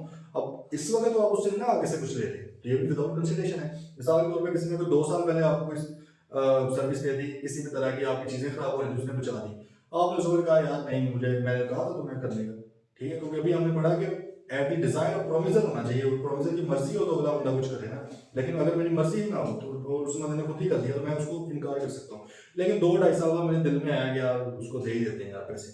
अब मैंने उसे बुलाया कि भाई वो तुमने कुछ काम किया था, ये लो 5 लाख रुपए उसका, इस वक्त मैं तुमसे कुछ नहीं मांग रहा आगे से, नो कंसिडरेशन होगी ना। लेकिन कानून ये कहता है कि भाई ये ऐसा एग्रीमेंट है, वैलिड है, और ये कॉन्ट्रैक्ट भी बन सकता है जब आप पास वॉलंटरी सर्विसेज के अगेंस्ट करें। Then agreement of completed gift. Completed gift क्या है कि अगर आप किसी को, अपने रिश्तेदार को भी दे सकते हो और किसी भी और बंदे को भी कंप्लीटेड गिफ्ट दे दो। कंप्लीटेड गिफ्ट क्या होता है कि आपने गिफ्ट हैंड ओवर कर दिया उस बंदे को, वादा नहीं किया सिर्फ, अगर प्रॉमिस किया है तो this is not a completed gift, ये इसमें कंसिडरेशन होनी चाहिए, ठीक है, वो बाद में जाके वापस भी मांग सकता है। लेकिन अगर कंप्लीट हो गया, मैंने आपको कहा कि आपके नाम पे मैं प्लॉट लगाना चाहता हूँ, घर लगाना चाहता हूँ, तो नाम पे लगाने का वादा नहीं करना, उस बंदे के नाम पे रजिस्टर करना है, उसको रिटर्न होना चाहिए, साइन होना चाहिए, ठीक है। इस केस में अगर मैं आगे से कंसिडरेशन ना भी लूं तो ये एग्रीमेंट वैलिड होगा, लेकिन ये गिफ्ट क्या होना चाहिए, कंप्लीटेड होना चाहिए। नेक्स्ट है G agreement for payment of time barred debt. Time barred से मुराद क्या है, एक ऐसा कर्जा जिसको पाकिस्तान में कानून है लिमिटेशन एक्ट उसे कहते हैं, ठीक है। लिमिटेशन एक्ट ये कहता है कि भाई कोई भी कर्जा जिसकी ड्यू डेट से, ड्यू डेट याद रखना है, जिस तारीख को वो वाजिबुल अदा था, ठीक है। मिसाल इसकी मैं पहले मिसाल देता हूँ। लेट्स से मैंने किसी चीज़ को, किसी बंदे को कोई चीज़ सेल की है 1 जनवरी को, लेकिन मैंने उसे कहा था कि भाई आप इसकी पेमेंट करनी है मुझे 30 जून तक।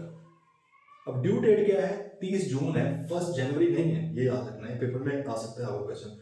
ड्यू डेट से 3 साल के अंदर अंदर अगर वो शख्स मुझे पैसे नहीं देता तो मैं उस पर केस कर सकता हूँ।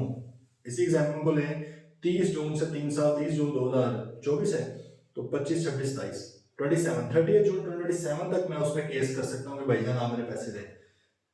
इससे ऊपर बात निकल गई ना एक भी दिन, तो अब मैं कानूनी तौर पर उससे पैसे नहीं ले सकता। हाँ, लेकिन उसके दिल में वही कोई रहम आ गया कि यार नेक्स्ट क़यामत में जाके देने पड़ने हैं, तो उधर तो नहीं है हमारे पास इतने, तो चलो अभी थोड़ा सा कर लेते हैं साहब, ठीक है।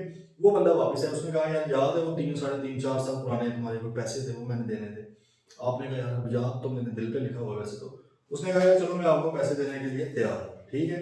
तो आपने कहा यार लेकिन मैं आगे से आपके लिए क्या करूँ, नो कंसिडरेशन, नो एग्रीमेंट, आपने मुझे भी तो कुछ करना पड़ेगा। उसने आपको कहा कि नहीं यार मैंने अभी कॉन्ट्रैक्ट में पढ़ा है, तो उसमें लिखा हुआ है कि भाई ये एक एक्सेप्शन है, ठीक है। अगर आप टाइम बार डेट की चाहे फुल पेमेंट करें या उसकी के किसी पोर्शन की पेमेंट करें, तो उसके अगेंस्ट कंसिडरेशन लेने की जरूरत नहीं है। मिसाल के तौर पे 5 लाख रुपए उस बंदे से लेना था आपने, अब वो आया उसने कहा 2.5 लाख रुपया ले लो बाकी छोड़ दो, ये भी तो तुमने माफी कर दिए थे, ये भी अलाउड है। 2.5 लाख लिया, आगे से आपको कुछ देने की जरूरत नहीं। लेकिन अगर वो कहता है कि पूरा 5 लाख ले लो, ये भी अलाउड है। तीसरा केस है, उसने कहा कि यार 7 लाख रुपया मैं आपको देना चाहता हूँ। अब देखें 7 लाख में से 5 लाख तो टाइम बार डेट का है, उसके अगेंस्ट तो आप ना कुछ भी परफॉर्म करो, ये वैलिड है, वैलिड एग्रीमेंट, वैलिड कॉन्ट्रैक्ट है। लेकिन जो एडिशनल 2 लाख रुपए है उसके अगेंस्ट आपको कुछ ना कुछ करना पड़ेगा, ठीक है, अदरवाइज वो एग्रीमेंट नहीं बन सकता। क्लियर बात। तो 4 चीजें होंगी। लास्ट क्या है, contracts of agency. Agency chapter 10 में आप लोग पढ़ेंगे कि एजेंसी का जो रिलेशनशिप होता है, मुफ्त में भी किसी को एजेंट बना सकते हो अगर वो बंदा विलिंग है। For example being a teacher मैं अपने किसी स्टूडेंट को कहता हूँ यार ये कुछ चीज़ है, ये जाके फलां बंदे को दे, एजेंसी होगी ना मेरे भी आप पे काम करना, छोटी सी एजेंसी है, उसने कहा ठीक है सर कर देता हूँ, अब मैंने उसको पैसे नहीं दिए इस काम के, तो अलाउड है, ठीक है। एजेंसी के रिलेशनशिप में कंसेशन का होना लाजमी नहीं है, गारंटी कोई बंदा किसी की देता है उसमें कंसेशन का होना लाजमी नहीं है, इंडेमनिटी किसी को नुकसान की तलाफी करेंगे उसमें सिर्फ वादे की बेस पर कंसेशन का होना लाजमी नहीं है। बेलमेंट भी एक होती है, बेलमेंट क्या है, किसी कोई बंदा कस्टडी रख लेता है किसी बंदे की चीज़ की, उसको संभाल के रखता है, ठीक है, उसमें भी कंसेशन का होना लाजमी नहीं है। क्लियर है? तो 5 एग्रीमेंट्स है जहाँ पे कंसेशन का होना लाजमी नहीं है, स्टिल वो वैलिड एग्रीमेंट्स है। कौन कौन से agreement? In natural love and affection, promise to compensate past monetary service, agreement of completed gift, agreement for payment of time barred debt, या कॉन्ट्रैक्ट्स ऑफ एजेंसी वगैरह, इसमें आपको कंसेशन का होना लाजमी नहीं है। ठीक है जी, चले आप आज का लेक्चर यहाँ पर ही एंड होता है। बाकी आपको टेस्ट आ जाएगा, आप लोगों ने लाजमी सॉल्व करना है, सॉल्व करके आपने पीडीएफ फॉर्म में भेज देना है, पर्सनल मुझे इनबॉक्स में व्हाट्सएप कर दीजिएगा, इंशाल्लाह 1-2 दिन में फिर मार्क हो जाएगा, और इसमें डेली हम हुआ करेगा। ठीक है, चलें नेक्स्ट फिर मिलते हैं, टिल देन टेक केयर, अल्लाह हाफिज़।